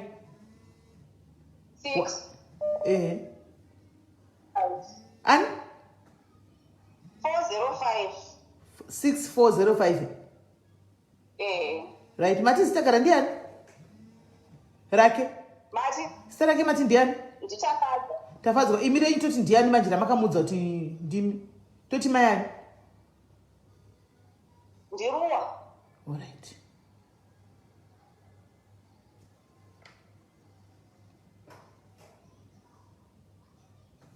Zimbabwe kutofana direct.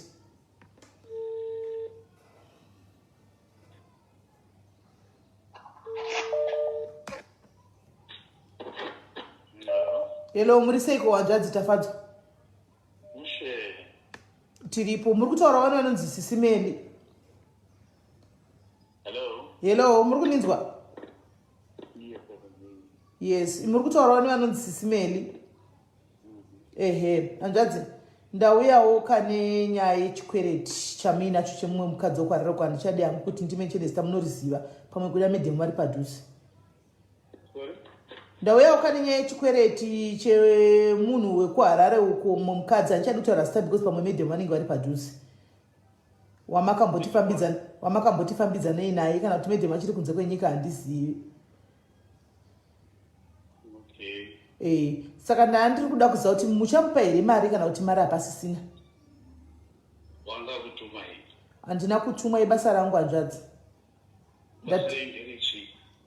Zvekuti basa rangu nderei hazvina basa. Imi mongondipindura kuti mari muchamupa here kana kuti imi kana muchida kuti muchamupa mari mungotaura kuti muchamupa mari kana musingasamupi mungoti hamuchamupi mari then totangira ipapo. Ndere kuti inini basa rangu ndirori randikutochairo riri. Basa rangu ndora ndikuchairo riri mukwasha rekufamba ndichikoleta zvikwereti ndiri debt collector. Zvikwereti zvanyu. Zvevanhu. Absent one ukawati kufane munhu wanga kana nchiti vanhu that's an umbrella name. Kana nchiti vanhu that's an umbrella name. Iwe ndiwo mumwe wevamwe vanhu kune vamwe vanhu uri kukweleta umwe mukadzi. Aiwa kashamwari usandibvunze basa rangu kashamwari kana usingadi kubhadhira mari ndinongouya kwauri katopedzerana fiya takatarisana naye. Kozvinonetsaneko uchazotaura izvi manje wava pane imwe nzvimbo handika utozotaura pane imwe mukono unenge wakuzondinyengerera ndikutaura nezvakanaka ndakuvinga zvakanaka kuti mukadzi uyu unomuziva here uchamupa mari yake here wakutotaurira zvinhu zvokumama. Alright, saka watopedza so ndichauya uchazotaura zvakanaka wave kumaofisi kwedu kuti mari uchamupa rini chete kana kuti hausi kumupa mari. Don't worry nokuyako tichauya kumba kwako kuzokutora isusu don't worry. Usandiudze zvokuti maofisi angu ari kupinda tichauya ikoko kuzokutora uchaona kuti uchafa ari muMarare muna pana kona angu apana nkirikiri oya ipapo. Ibvapo ndatopedza newe so ndatichauya kumba kwako mangwana. Ndiri kuuya mangwana iwe uchazozviona kuti ofisi yangu iri papi. Uchaona iwe kuti ofisi yangu iri papi. Ndiri kutokukwidzira voice saka wanga wafunga kundidii. Ndiri kutokukwidzira voice ndati inini. ndati ndakufonera kaiwewe ndikakuti mari uchabhadhira kana kuti saka usati bvunza usina basa. Ini ndati iwe uchazoona kuti maofisi dzangu ari papi. Uchazoona ndoda kuona. Iwe ndikakuudza kuti ndini sisimeli saka unoda kuti ndikuudza kuti ndini Mary. Ndikakuudza kuti basa rangu ndinokwereti takazvikwereti. Ndingadakuudza kuti basa rangu ndinokwereta zvikwereti naiwe. Ndikutokoreta zvikwereti zvacho izvozvi ndokutofonera vanhu zvandikutoita izvo ndipa basa. Nditori pabasa ndikutoita izvozvi. Uchazoona kuti basa rangu iro riri rinoita nezvei. Uchazoona ko zvinonetseiko. Aiwa, anogara pabasa pako it's okay. Unofona business hours. Aiwa, ndifoni business hours. Ndinofona pane ndawana nguva. Pandini ndandisi ndinofona pandinenge ndawana nguva shamwari. Ndiiti zvokuti anzi business hours kana kuti ndinotoita pandinenge ndatongowana nguva ndofona ipapo. Business hours zvokuita sei unonditi ndifoni. Handisi shamwari. Nditi shamwari nematsotsi anokwereta vanhu mari asingabhadhari. Aiwa, iwe hauzivi nyaya. Usaudzwe nyaya ne-one side. Ndosaka ndauya kwaurika kuti undipera kusaidi. Don't talk nonsense. Ndosaka iwewe ndokutotaura nonsense. Indauya kwauri kuti undipe nyaya yasaidi rako. Iwe kuti handizivi nyaya. Indauya kwauri kuti utaure kasaidi rako of the story. Handiti iwe utaura zvinhu zvisina nebasa rese zvinhu zvekupenga. Taura nyaya yako zvakakwana. Abva drop. Saka mushungu akaita naro kudai so guys anozoziva kuti basa kwedu kwatinoshanda isusu ndikukuposta paFacebook. Zvapera izvo. Andimaona. Saka isusu tinokolekta hatina basa isusu tinokolekta usiku basa redu hatikolekti masikati. Saka zvatinoita nezvekudai so isusu achazoona kuti basa kwedu kuofisi kwedu kwandamuudza kuya pamangwana anenge akachipostiwa manje. Handiti mapikicha ake muchinawo kamabvi. Mochindikandira mapikicha aya manje uchazoziva kubasa kwandaireva kuti ofisi yangu yanga achida kuziva iya kuti iripi. Ozoziva kuti ofisi iya iri papi. Saka ini zvomotoita izvozvo mochitongondipawo inonzi chi mapikicha achona kuti achizoziva kuti panofamba sei. Sendai mangwana anenge akutifonera achitaura kuti bhisai please titaurirane. Saka zvanhasi waramba. Mangwana toona kuti anenge achiita sei. Alright, pakanaka. Kaisi kana mushungu atitira naro kaisitachita atidi kumuyanika handiti. Totaurirana mari yodzoka. Kasi kana aititira zvakadai so kubasa kuya kuofisi kwaruza ndo ofisi yangu iyo iyi. Naye muda ndinde kuofisi kuti ndo ofisi yangu iyo iyi. Handitika azvina basa punha kuti atondiona handiti ndo ofisi yangu ndanhari kumanzira zita wandamudza kuti ndomusisimeni. Saka unenge uchizoziva sisimeni anda nezvei handiti. Saka ofisi kachaiona kapano mangwana uzoziva ofisi yacho nai. Zvingori fair one. Ofisi mangwana achaiona ozoiona aya ofisi panapa ozoya achiti ndichindibisa iwo handitika mandiposta ndokakudza vanhu kuti kuofisi kwangu kwandoshanda ndokwandaireva kuti ndokubasa rangu ndokuofisi hakuna maworking hours. Hatina maworking hours isu toshanda anytime because ichiro nawo anokuloko ndofonegwa natipofuchaidzo ndofonegwa nemimadhayaris. Saka ndohoita ngikire kunyara munhu ane chikwereti kuti kwai unoda kufonegwa business hours na 45 uchiramba nemari yomunhu kuti unoshamisa chipa nyama yeuku. Vanhu vai vatanga vedu ndi vanhu vanondishurira vasikana maningai maarabhai. Nei guys isusu tichitotaura nyaya yekuti hatisi kuda kuti tiposte vanhu handiti tikuda kuti munhu aite zvinhu zvakanaka kuti usazopostwa zvinomusura manje wakunyatso kana zvino nyaya yekupostwa inoda isi vajaira kana usina kutojaira unofa. Handiti maona wotofa hako change waita nhingirikiri wakutosora uchitrenda mangwana. Handiti maona unenge uchitrenda mangwana wozotaka kuona kuti zvinhu zvacho hazvina kumira mushe. Alright, regai tinzwe kune musikana yari kufona. Right, hello. But handingabvika palive ndinga ndiri pashow. I mean mute it. Like don't put it on speaker. Oh, okay. Mira ndibvise paspeaker. Hello. Hello.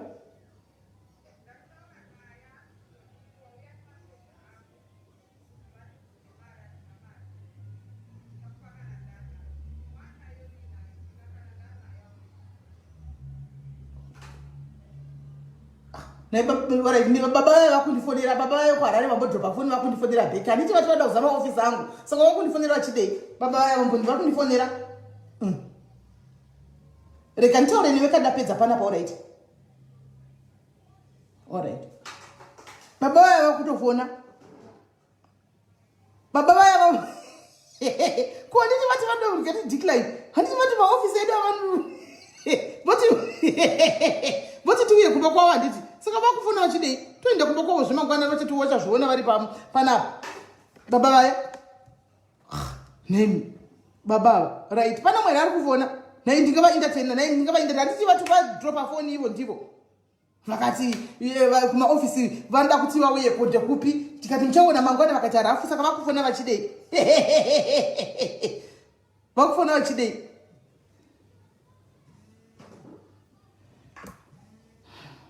zviri kuitika pano ka vana vateereri vakomana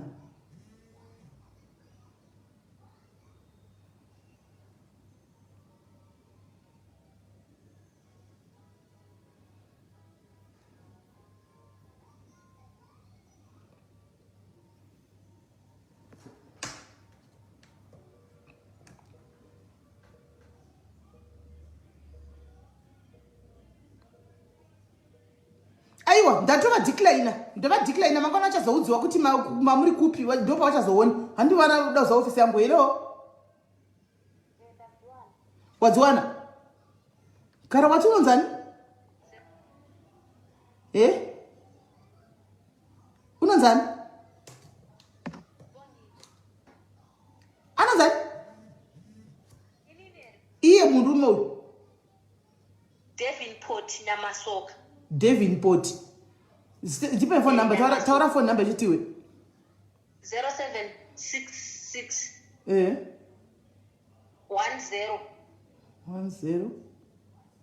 5424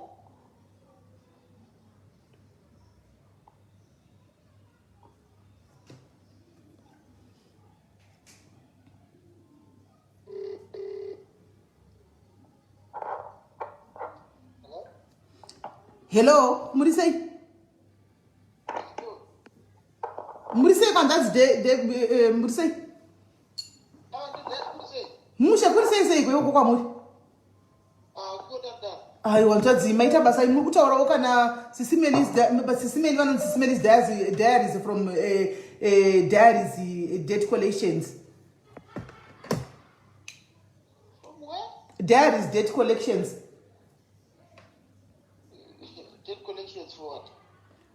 Until to power introduction and that's from where I'm coming from, so that you have a fully knowledge of where I'm coming from.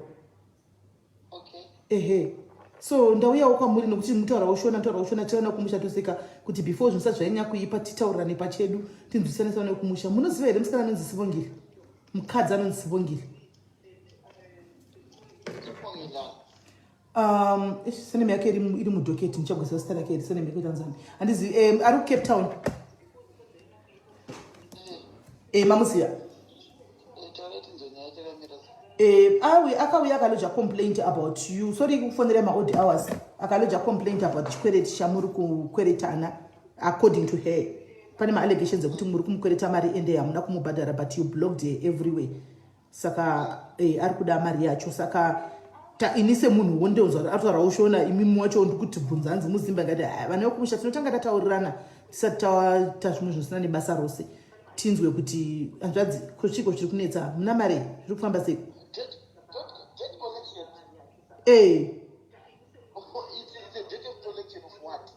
mari zvene hanzvadzi ndingandi kutaura nyaya yemari wani ndabvudza kuti munoziva Sibongile here mukati woCape Town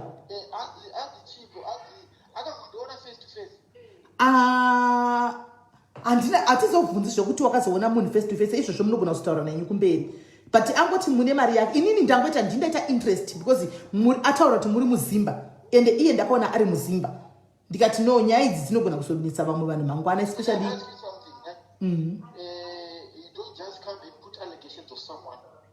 that they have never seen. Okay. Because when we're talking about money that you borrowed or the money that you have borrowed someone, under which circumstance that if you borrow the person the money, the person that you don't know, the person that you have never seen face to face. Okay, so in other words, my brother, you are saying you don't know this lady and. Wait, let me talk. Because if you go in front of the court, you understand? I go and I speak with simple, ask you a simple question. You have been sent, is it? And you have opted to say, no, you want to phone this guy and ask what is happening. So you have to give me a chance to explain as much as you want me to communicate with you, because communication is for two people. Yeah. So you tell me what exactly transpired, what happened. What happened? I was not there when you were given money. She just came and lodged a complaint. Kuti, you are owing here. She deposited money to you and it got 3,700 rands. Do you have my account number? Who? Did she show you the account number that way? No, the paperwork she did. My charts and whatnot, but I didn't ask for them because my brother. Listen. No. Listen, my brother. From where I'm coming from, right? I told you earlier on. Listen. Chimbotererai womunzwe wemwe munachitaura handiti imini ndimoda kuteererwa imam ndikuteerera umwe vanhu here hanzvadzi but you have to listen to me also handiti. Can I tell you something? Let's be honest with you. Let her give you the chance and continue with the case. Okay. No, I hear you. Thank you. I hear you. Because now I want to talk and you tell me that you have got account number where the money was deposited. You have got chance that you have whatever. And I remember she didn't start this thing now. You understand? She didn't start this thing now. Okay. And to be honest, now I'm gonna reply here. Okay. So you are you saying it has been happening before? Yes, she has been even doing this thing. And let me tell you something. Kana, I wanna go to Munaskuda. That's a man paparika application. Kumuda? This is another version of the story now. Yes. So now I'm telling you. Uh-huh. She was trying. Let me tell you something. The trick that she's playing, and the trick whatever she's trying to push you to do. Let me tell you, one day, I'm telling you guys, you are going to regret. Who? Whatever she's trying, whoever she's saying.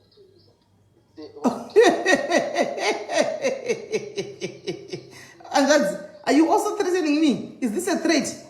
I don't threaten people that I don't know.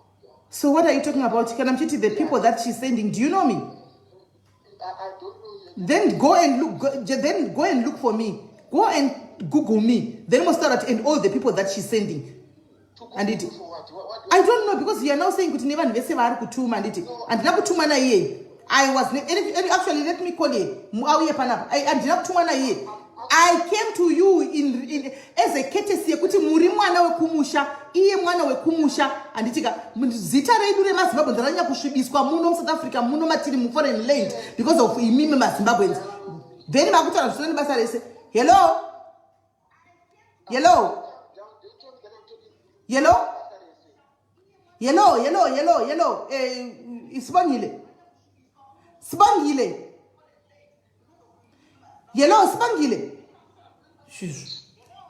Sibangile.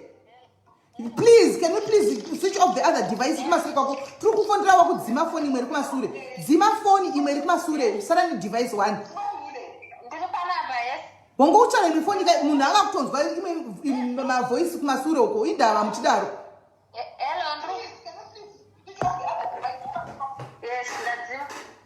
Munhu angari pa live atonzwa imwe uchi player imwe device kuma sero kunchikuti hello. Wadzima kabatanzo wakato drop. Anzo wakadrop aka. Anzo wakato drop. Nachinoti musangane kapa phone apa because ari kuramba ari kuti ndiwe munyenga uchimuda yakudi. Sana chitirega ndimufonere kanti uyu. Aiwa ndakangokusendera message ndichitaura nemine nhau yacho. Mukanditi ndiye mukanditanza meet nezvaizvozvo. Saka nhasi pandaona muri kuita live ndabva ndatoti chance rega nditete topindawo ipapa. But hauzouyi nemafoni tu zvemunyina. All right, no problem. Munhu wako adropa paona kuti ndakufonera iwewe because probably she was maybe he was I don't know, maybe he knew that the truth was going to come out. Saka bora mberi isirubira kwe unawo here mapikicha please. Unawo here mapikicha tichina nguva naye unazvo. Kuchiisa ku WhatsApp kwangu.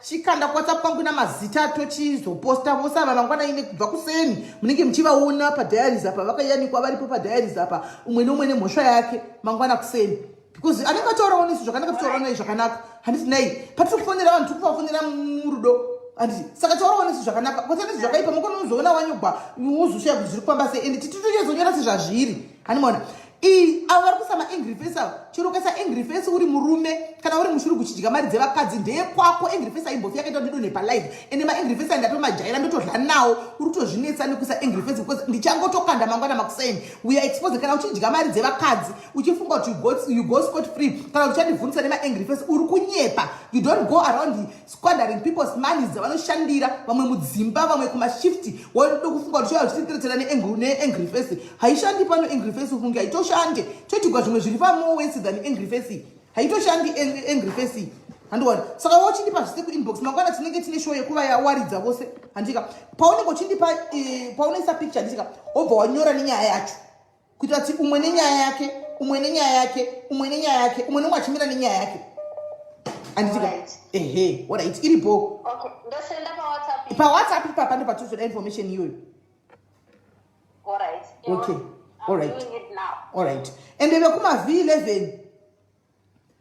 vekuma v11 mochindibatsirawo please mangwana tiri kushanda tose ndichakufowadhirai moisawo ikoko handitika to vekumvengevhenge please madmini moshandawo neni mangwana vouya futi ikoko hakuna unokumbira kuti ndibvisiwe handitika asina kubhadhara munhu wechikwereti mari yake unozobvisiwa kana wabhadhara mari yako kana vasina kubhadhara next week topama futi kupostazve handitika inonsindaluya nenyaya mozoti kwaesimeila nopostana inasi ndichangotumwa posta varidzi vari kuya nenyaya dzavo vega inhandenyaya yemunhu wandataura mangwana musingati sela vakuposta vanhu chakaipa handiti ini makanditsuurawo pane zvakaipa zvandaita makanditsuura handiti saka daivo ngavatsiugwewo zvinhu bhora mberi vanhu ngarige kungodla mari dzavanhu mari dzinonetsa kushandira period ndapedza right pane umwe here vari kufona mumwe nemumwe mangwana ndakamira nenyaya yake pane umwe here ari kufona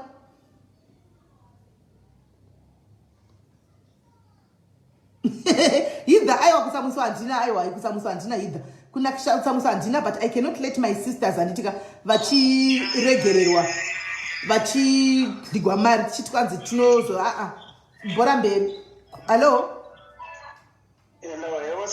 maswera sei taswera ndanchida kungoita plea kune vanhu vari kufona vane nyaya dzavo plea yangu ndeyekuti kana vachifona in we are kindly asking that they have all the details ready and also they have facts vasataure mamwe ekusiyana ekumbodanana kwavo vachingoti takangofanana ngavatiudze chokwadi tisati tafonera chikumbiro chavo kuitira kuti patinozosvika muri right papo patinosvika tisanoitwa mastupidi marema animaona unosvika kuti warema kawaenda kuchikwembi animaona kana munhu wakuita phone in have the phone of the other party ready and also all your duty, your own truth in detail haigona kusirira kuti tisaite marema ndizvozvo right alright regai tine vamwe ari palaini regai ndikudropei okay right kola hello uri sei kola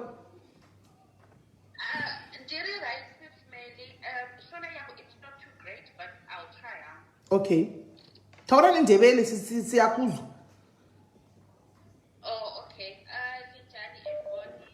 thank you very much for this platform.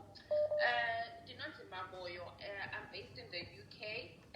Ndakambogara kuJoburg hangu for about just over 10 years. Pane someone takadana very briefly akapa 25,000 rand yangu school fees and 25,000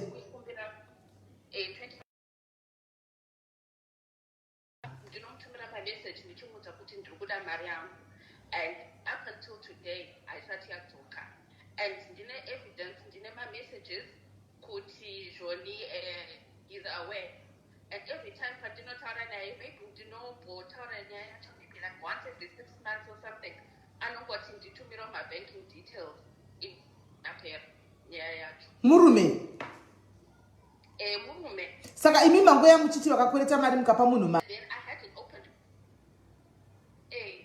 and then I had an opened bank account yes ndabva ndamuti aiwa ndipewo mabank details akho andisati ndavhura bank account after that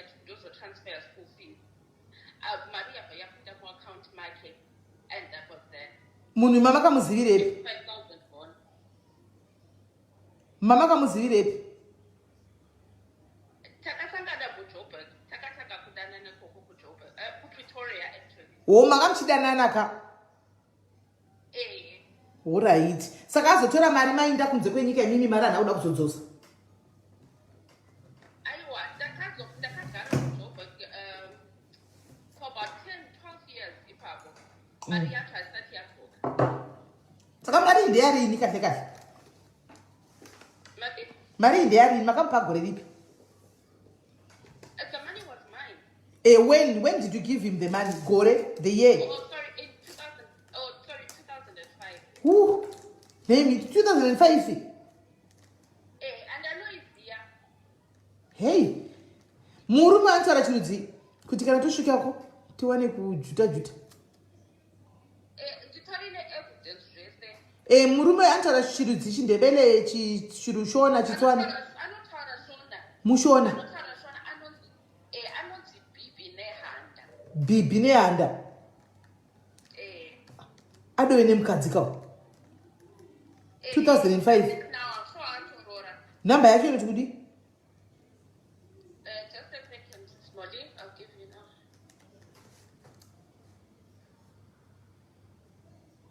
hey vanhu vanodla vanhu vasikana 25 grand Ndakabvunza kuti ko mari yangu iwe wakapa mari yeschool fees zvikanzi it was the folly of youth. 2005 ichabuda ipapa ikungotorawo machansi 2005 Ndichatumira ma £300 every month up until yakwana. Anyway, number yake is 083 59 ehe 58 ehe 944. 944 Ikaramba ndine imwe futi ehe 082 ehe 812 ehe 5885. alright imi mati munzani Ndinonzi ta ndo anoziva kuti ta Mamoyo. anoziva kuti ta mamoyo alright saka imochidonha because pafoni yamafona iyoyi haisiriyo yemashure cause namba ndandakapina but mafoni apana isiriyo because ndakuda kuchimufonera nechishandisa foni iyo yamuri pamuri papapa motevera mucomment section kana kuti motofona panhamba yakapiniwa palive apa ndoyo mufona yendo kuisa ipapa pamongomuteerera muchinzwa ndichitaura naye Saka ndokata hangu. ndotokata Alright. hey makamboona zvinhu zvinogwadza guys munoziva zvinogwadza munoziva here zvinogwadza ndikudzei kuti unenge uchiita live kudai so uchiti zvitendetiko later mai mwana uchizava kubatsira nhova nemari dzavo mangwana zomuona achikutuka kumagosti ngandifone 082 812 588 5 wozopuwa zvako screenshot mbira chitokusekerera achitukwa kwawo kuti izvo zvakoma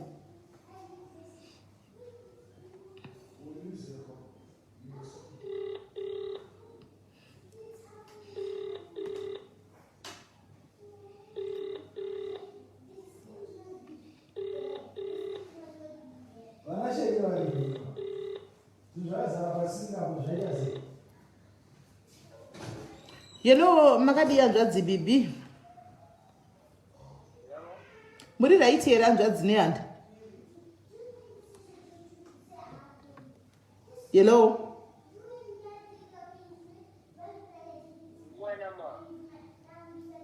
kikupa ubwali bibi kiwana bibi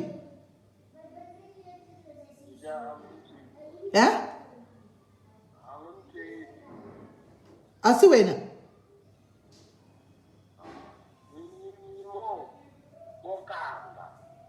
si wena sorry ki wrong number alright right iyi haisiriyo imwe yechitu yawatipa yaane umwe munhu rikatifone yekutanga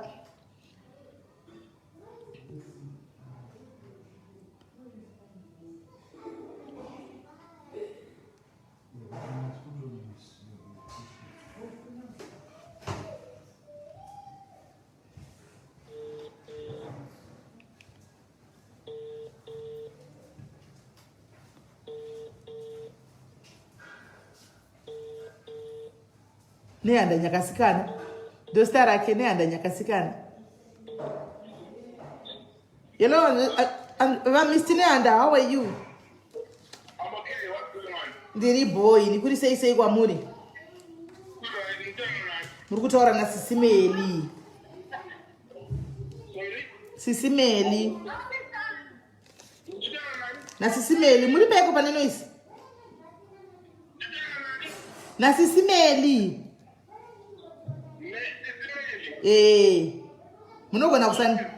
Munogona kundiziva kana kusandiziva.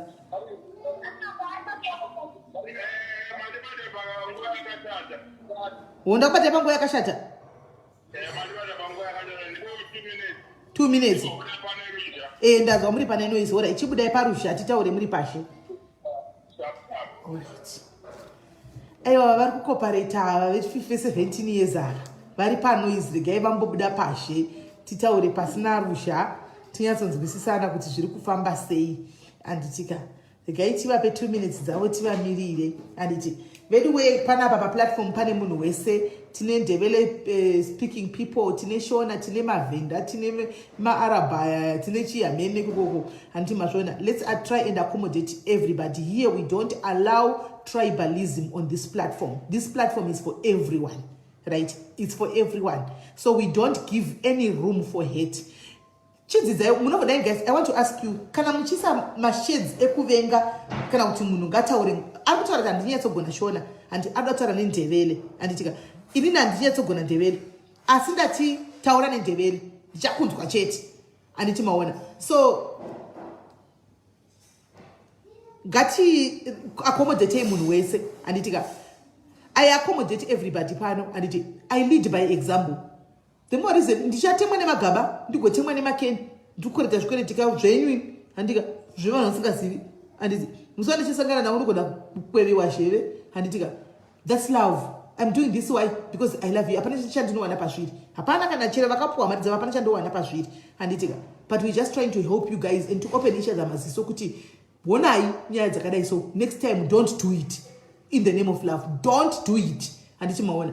So imi mukatanga kuti makuitawo zvokuti matribalism comment section show yacho ichatonakidza makutorasika zvesure pamberi paMwari handiti. Saka ngatingotry kuaccommodate tese panapa because we are a family, right? Miraiti hanzi naAB what AB males, what's going on? Takamirira 2 minutes rikaitinzwe hanzvadzi yedu iyi nehanda nyakasikana.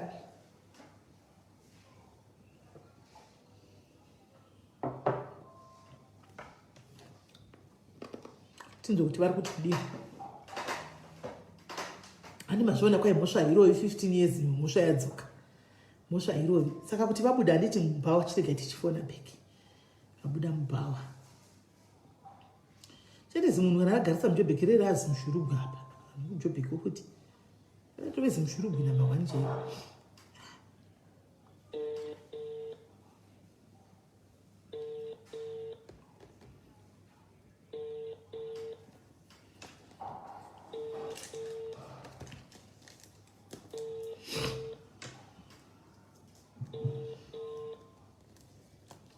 Number you have dialed does not exist. Does not exist tabva kuifona ngavati bhide.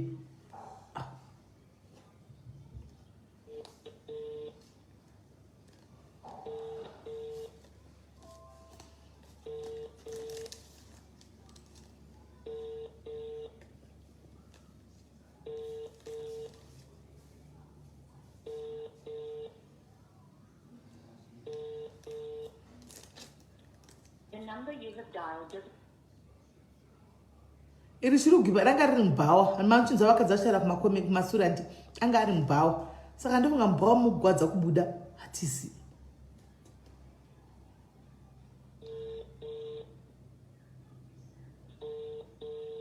Hana kuzima foni kuringa.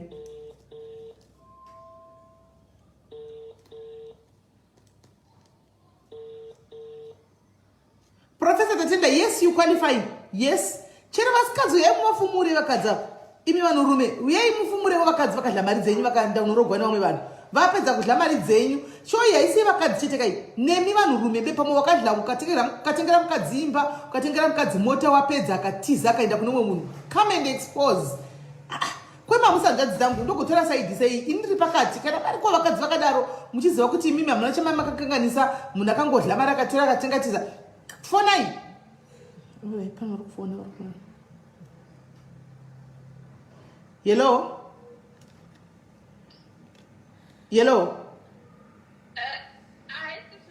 Yes, munhu asati afona angati kwa ndifonere itumi. Munhu anga ari mubhawa anti mamunzwa.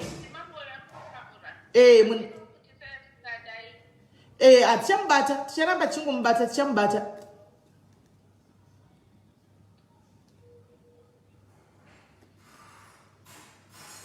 Muri kunzwa? Tichazomubata.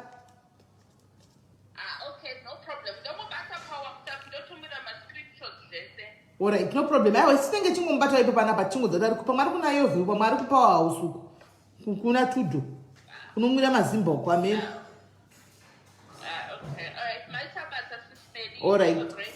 Thank you. And my sister, I'm not trying to it's not about the money. It's about the principle. He doesn't even have to return Mariachi because it's okay, but it's the principle. Saka ndosvika kuti kwai mari cheka kudzosa ako but principle yako itama principle. Maybe Anna Mariachi whatever, but it's the principle. Okay. Ahora ndichazama kuti ndichaure naye. Okay, because here ndatapiwa mari baba kubhadhara school fees. And here avatora mari yese. Now I have to go back ndovakuza kuti I want to torerwa mari. Ndabirwa mari neboyfriend. Okay. Alright, apana chakaipa ndichatry kumubata ndobva ndamuudza. Alright, pakanaka. My tabata. Alright, thanks. Okay, bye. Right. Havasi kuda havo mari yacho avo. Havasi kuda mari yacho avo. Vari kuda havo kuti it's about the principles. Saka ndichangovaudza kuti kwai it's about the principles. Mari dzidzai kuita kwazvo imanzvadzi. Ndamokumbira regerero because mari yanzi haisi kudiwa. Kana kuti vandipe mari iyoyo 25k yakawandisa. Tiite charity nayo. Yakawandisa zvokuti tibatsire vanhu vanogwara. Right. Vari pedha vamwe vari kufona. Kana kabvisa vaigeti ticket donated kunaona kuti vanhu vari kurwara stereki vamwe vakawanda vari panapa. Vanotoda rubatsiro rwedu kutoti tinenge tichitosha kuti woita sei dzichingoyanyadza chona. Pane mumwe mwana akudanza ari kunzi akarumwa nembwa akaputikirwa nemafireworks iri kuwhatsapp kwangu zvaakaita mwana yekudonha kumeso kudonha kwai anodla nepaipi anongomufidwa nemukaka nepaipi imi zvakaoma zviri muvanhu. Right, pane vamwe vari kuda kuexposa mashurugwi kana kuti makwana. Pane vamwe vari kuda kuexposa mashurugwi.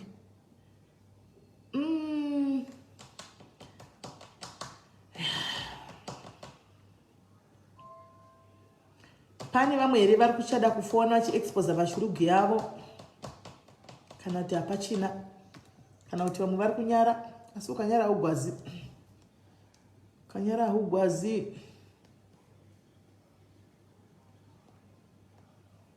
Ukanyara haugwaze. Uya mwana ndatomushaya weni ndokuza kuti ndina namba yake ndichagoiziva. Haivangu zvinozondifonera zvino namba yacho ndichaiziva ukwa pastor. Okay, asi ndo okay.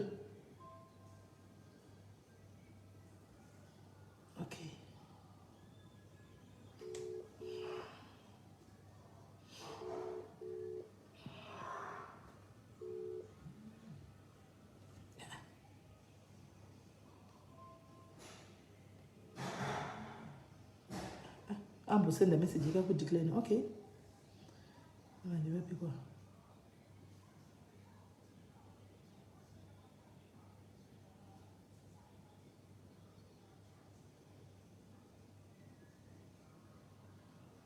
All right. Okay.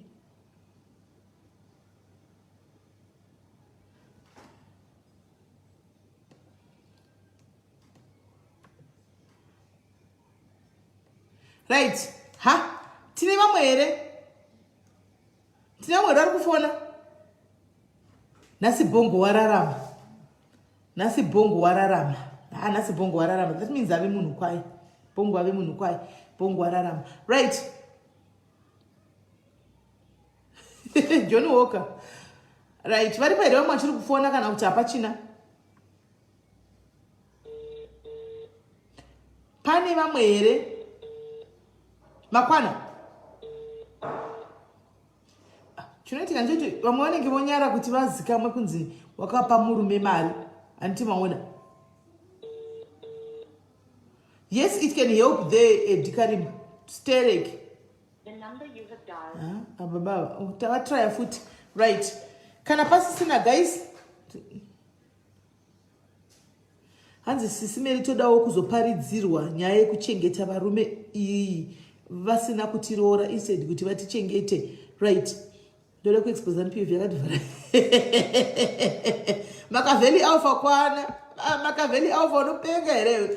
Tingaigona here iyo tinoifira shamwari iyo tinoifira iyo. Right. Right guys. Okay, let's hear. Hello. Hello. Murisei call. Did right Murisei?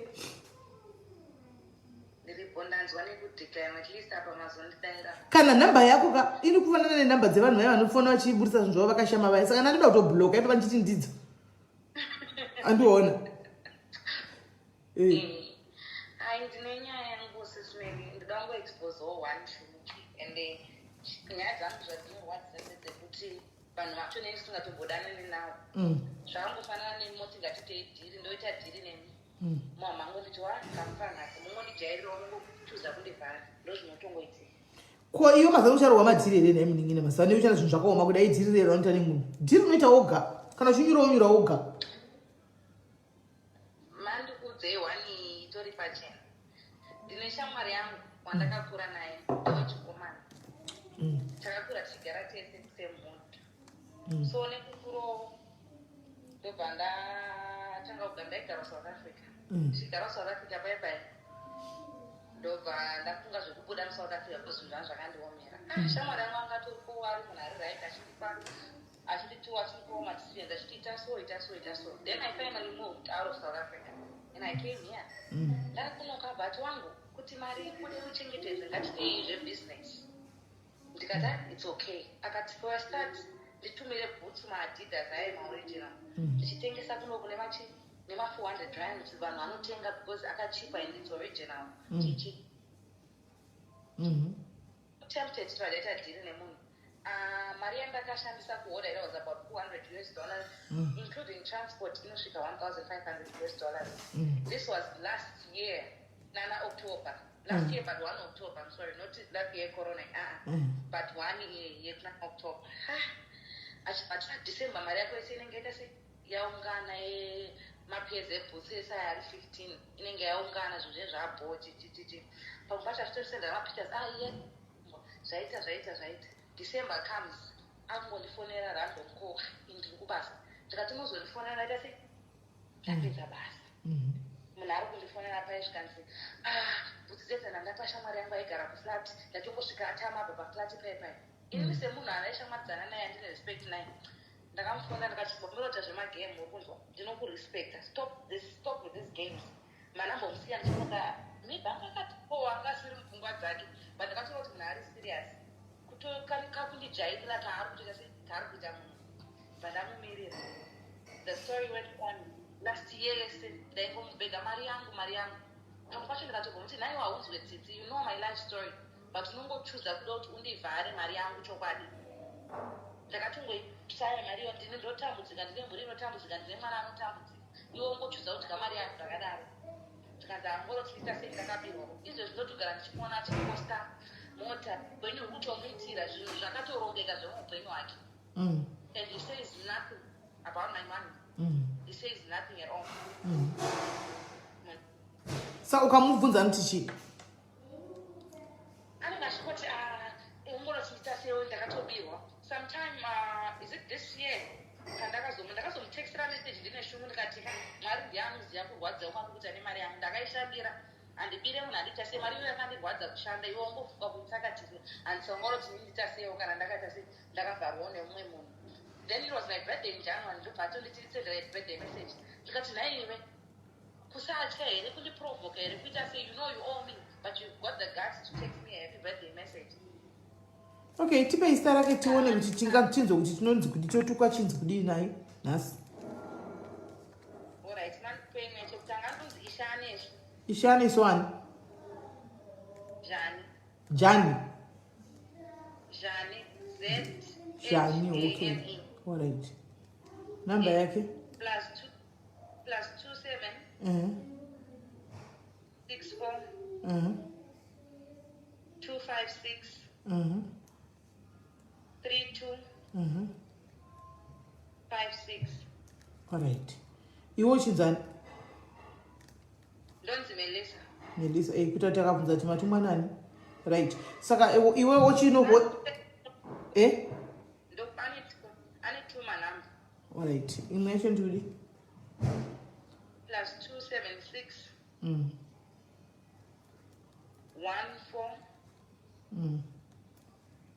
58 56 sorry 53 87. Alright. Pakanaka regai. Chega iwewe uchinda kufoni yakapinwapo namba unogara ipapo. Iya uri kufonesa yawafona ido yadoda mufonera nayo.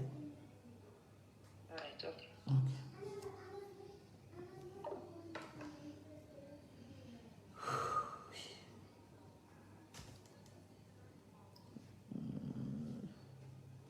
Okay, timbobata Mr. Shania 45.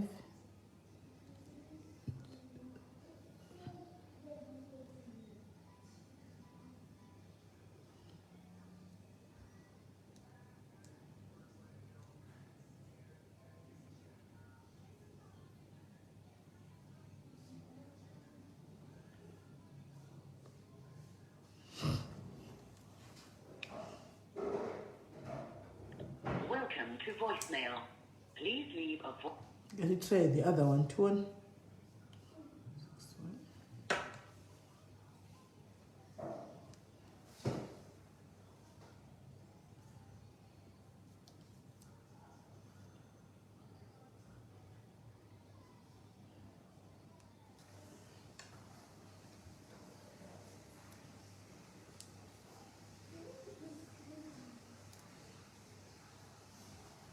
H2 haisi kupinda totally. Zvachose haisi kupinda. Iyi iri kuenda voicemail. Welcome to voicemail. Right. Iri kuenda voicemail. Handiri kunzwa. This one is going to voicemail.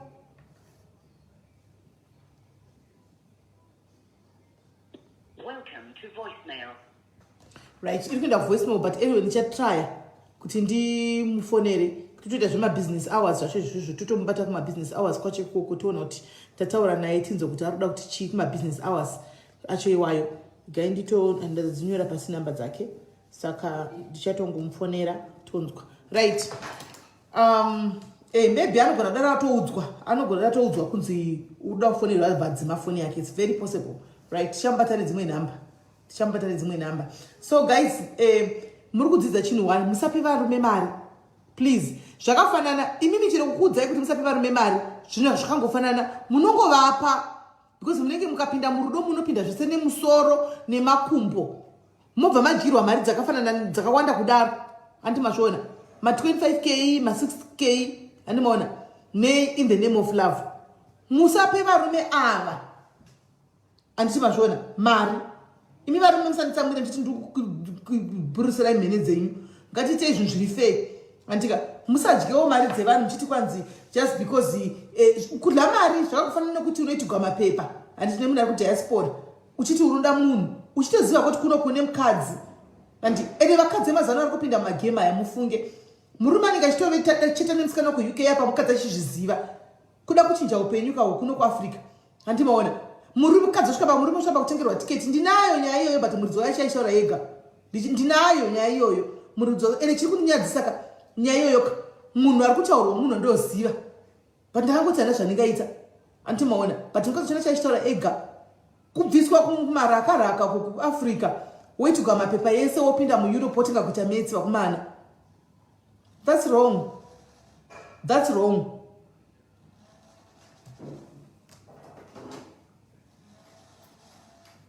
Chikuitwa. Kama yakufona hapa direct. Fone yari kufona isiriyo. Ndinofuna kufona iyi. Ari kufona pane fone ndakaisaba zvino.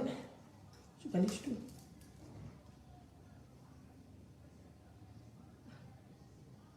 Ndicho kwibisa. Ndandashiya kuti chikuita noise chika.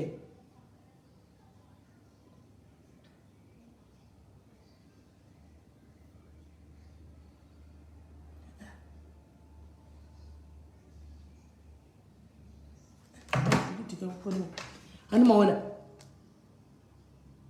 musatumire varume ava mari muchibhilivhiswa handiti ozoti asvika kuningirikiri kuko kuamerica everyday yakutakautaura newife yanenge achitanzi ndakasiyana newife yangu hatichadanani takatoparadzana imba kuvakwa kupera kuzimbabwe mai mwana munhu achigara nemunhu munhu achiti ndane murume wangu kutochatisa munosa zvinhu zvezvi zviri kuitika zviri fani so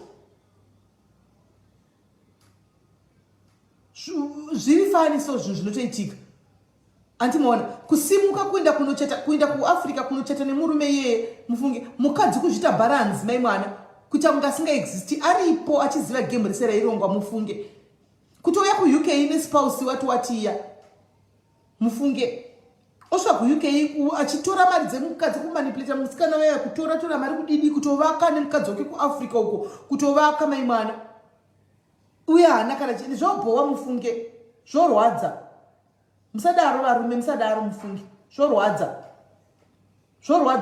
zvokufamba muchidyira vanhu mari dzavo idzika idzi imiwo vakadzi wenemi sometimes you are to blame munopirei vanhu ava mari murume uyu haana kukuroora murume uyu haumuzivi murume uyu mukutaura pafoni wakutonzi nditumire 1000 pounds nditumire 1000 rands nditumire chii wakutomhanya pamupa old remit kunodiposita mari iyoyo for the why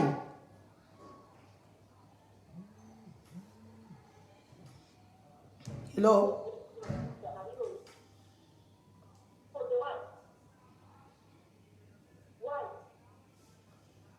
Hello. Uri sei kwa?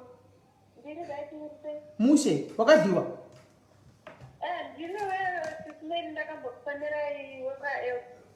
Kondesa ndakapinda namba dzokuti mufoni apo nokuti apa pauri apa ndipo ndichafonera everyday papa ndatombokutra kutsvaga wanga usingabatiki.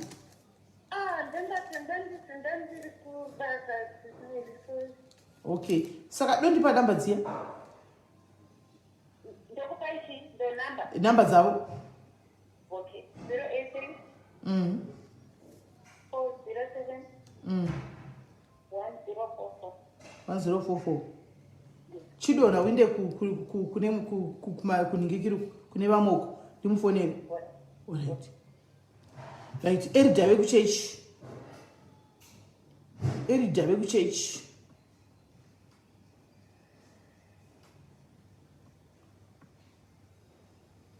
So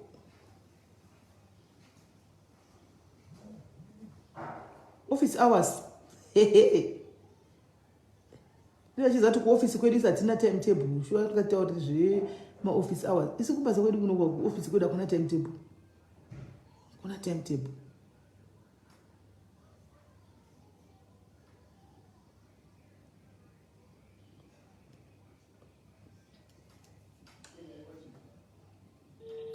Hii Lilian usadaro sha.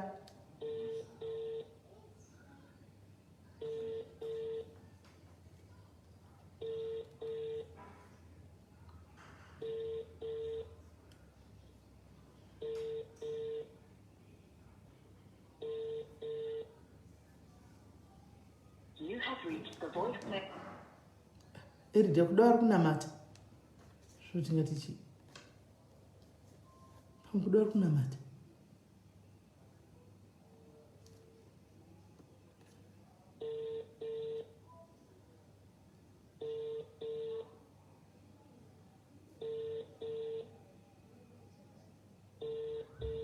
Pamukudawari pama prayers.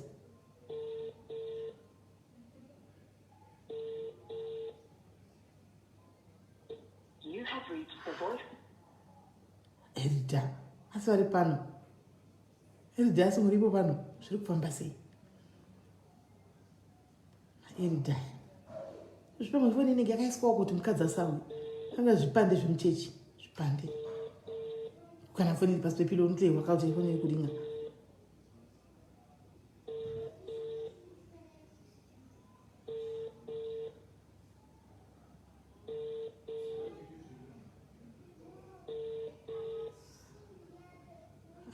You have reached the voice. Pastor avasi kudaira elder avasi kudaira elder izvo zvipamufonika zvinoitika it's possible one vanenge vakaisa foni yavo uko kwa vanenge vane zvipande zvemuchechika saka zvipande zvemuchechi zvinogona kuzoforeign time saka foni inovatiswa uko ivo vanenge vavatana medium kuti ati foni ikaringa inoringira uko bedroom kwakuna chinowipa vanozorichena makozi mangona kuti ndandarara ndandafanaupe ndandakaisa foni pasilent handimona saka zvonetsa tikuda kuti titaure navo zvakanaka but zviri kunetsa saka sezvinoiti changuvabata still elder vasi kubata foni saka pamwe vari kumunamato handitika pamwe vari kuchichechi hatisi kuziva i10 iko zvino sivangaliso i10 chete i10 saka zvatichaita tielder tovabata mangwana patinongotanga chete ngoti takutanga show handitika na7 yeconfession yaya totanga neku7 kune kuchiri early totanga nekubata elder anomaona. Hello, Kola. Hello, Ismail. What do you say, Cole?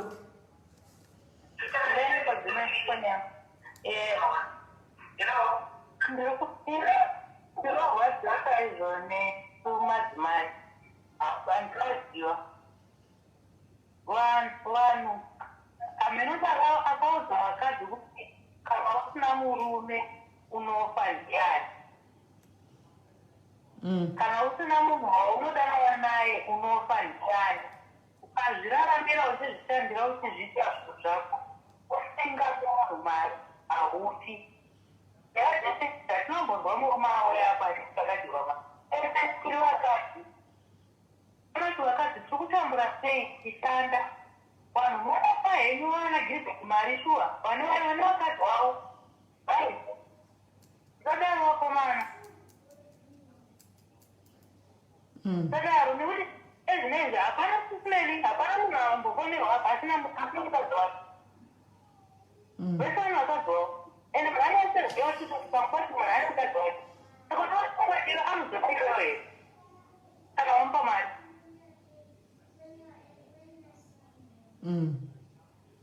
nekutambura musasi wakwati kuita kutaka kutora wakamira uchienda kunenzi madhumbe everything mazitasinga umumari guys pana kuti mwana iwafanira kungoa kumara kubhedha kuti adzidze ave zita pese wapageze mari wakana ufanana iva sisasi vakadzi ngatifunzei kana kuri kunzi kuri kuswinyiwa nekuda varumeka ngatidzidzei kunamata mwari tichinamata kuti mwari kana uri mwana wekuti kuda kutondindiziaurumeka andi urareka ndozvandatangotaura aiwa tikukunzwa maita basa. Thank you very much Cole.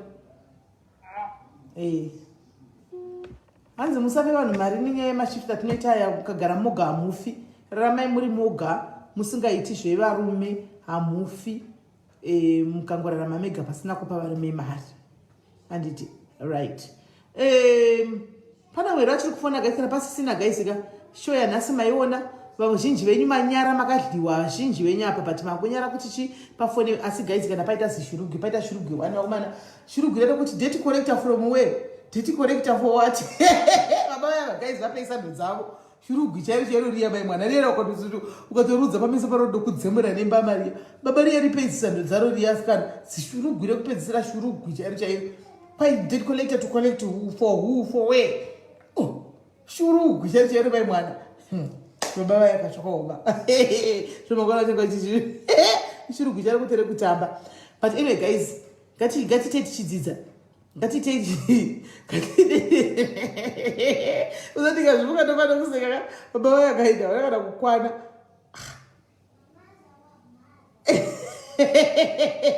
baba vayanikisi shuwa mudambona fisi yavo mapicha vandapiwa ndambonezokona fisi yavo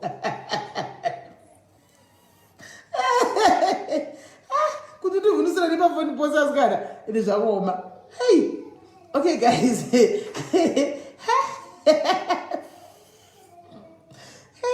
Zvakaoma. Asi vanhu vomudhila nemashurugwi kunzoku chokwadi munodhila nezvakaoma kunzoku. Mashurugwi chaiwo shurugwi kuti kana ari padhuze rokudzipa huro anomaona. But right guys, anyway, ndonyaya dzatinadzo muzara nhasi guys. Davenport wasivo. Ndiye here Davenport. Ndi aiwa hasiri ye Davenport. Hasiri ye gate my gates. Hasi. Uya okutanga ndiwe harare we business hours lo. Ndiwe people. Ndiye we business hours ka. Wokuti for who, for what, for where?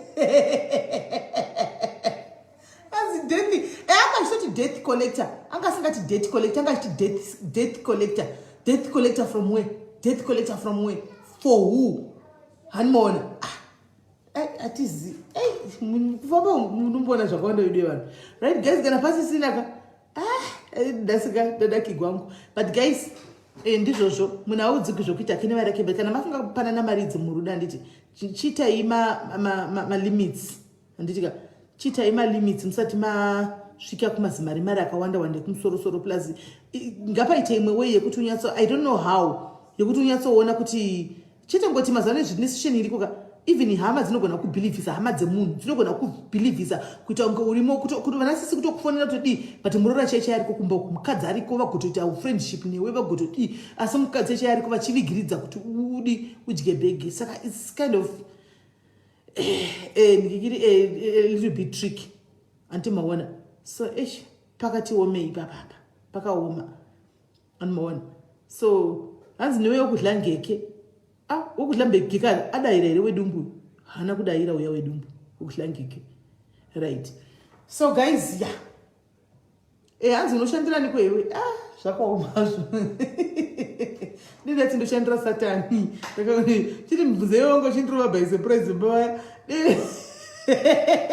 ine ndakavagadzirira sindanyatso kufamba navo zvakanaka zvito vazongodropa akakuvazonguti dropera foni kuti zvanga zvanetsa saka guys tobatsana mangwana paconfession anditika tobatsana mangwana paconfessions anditi paconfessions nasitamboseka anditafara asi sezvinei kuseni aiwa ini ngoma ndiyo ava vaDavenport ava vatitorera chimuti nhasi vatora trophy yavo nhasi aiwa trophy matora asi mangwana munenge muripo pano anditika nekumavhiki 11 munenge muriko anditika then tizoona kuti ayasita the last laugh ndiyani animaona but anyway guys zvinoitika ndazamawo anditi aiwa pangu ndasakura ndasusa ndazamawo hakuna kuzotebva pashow wakuzondinga kuseri woti kwanzi sisimeli ndine nyaya yangu ndemushuri gwanga da kuexposa tangachiita pashow zvinizvi tangachiitira pano kana wakundinga kuseri ndakutaura dzimwe nyaya idzi dzatoperera pano ndabvunza zvekuti pachine vamwe here anditi maona pakashaya munhu ati apinda andimaona pakashaya munhu ati apinda saka anzikona Febi watiko Febi watikudiko na Febi what are you saying right pakashaya munhu apinda saka takuya kuseri kuzouya nedzimwe nyaya dziri fresh andi vasina kudayira ndichavafonera guys tichaita mangwana na 7 kuti tichingotanga show na 7 o'clock ichipepa changu ndanyorapa ndikuchisawo tichingotanga makuseni tutanga navo na 7 kuchakachena se office hours zatakwedzu kuma 7 5 atina tikwanisi time yemasikati kuma 7 ikoko tichingotanga tutanga navo satapinda muconfession tutanga tanzwa kuti vakudayira kuti chi then tozopinda muconfession anditika mangwana right guys mwarira zvakanaka anditika it has been nice tatandara tadi sorry for the hiccups guys yezvaitika tazotanga late because of my technical problem zvorevesva meno tichazozvera nefamba kwenguva anditika but ibhora mberi ngoma ndiyo so guys tobatsana mangwana anditika murara munyasha murara bo anditika god bless you elder vachatobata foni obvious kutovabata mangwana inochaziva obvious achavati tena koma kusenika inini ndoti ndichakubata time ndiri busy tizobatana 7 chiedza tauchira mavhongero tanzi kwaifonai office hours naumwe baba kwaita office hours kana muri death collector itai office hours hanzi namba dzisi kushanda dzoshanda Evelyn dzinoshanda namba dzinoshanda chiedza mavhangirani love you too my sister aneziri wakandiuraya nekuseka handitika right So guys, morera bo. Yes, mangwana pa confession baba vava ndo first. Midha unenge usipo guys. Mundifungidzo mangwana tichingotanga anditika titange na baba vava patopinda mu confession ve last time emskana uya anditika banda. Wemskana uya titange tanzwa emskana kuti zvakashanda here. Sezvo vakazinzi varegererwa. Anditika tozotangira ipapo. Anditika toda kutanga tanzwa kuti zvakafamba here. Baba vava anditi saka tosara mangwana. So guys, bless you. Morra botu batana mangwana nditika. Thank you. Bye.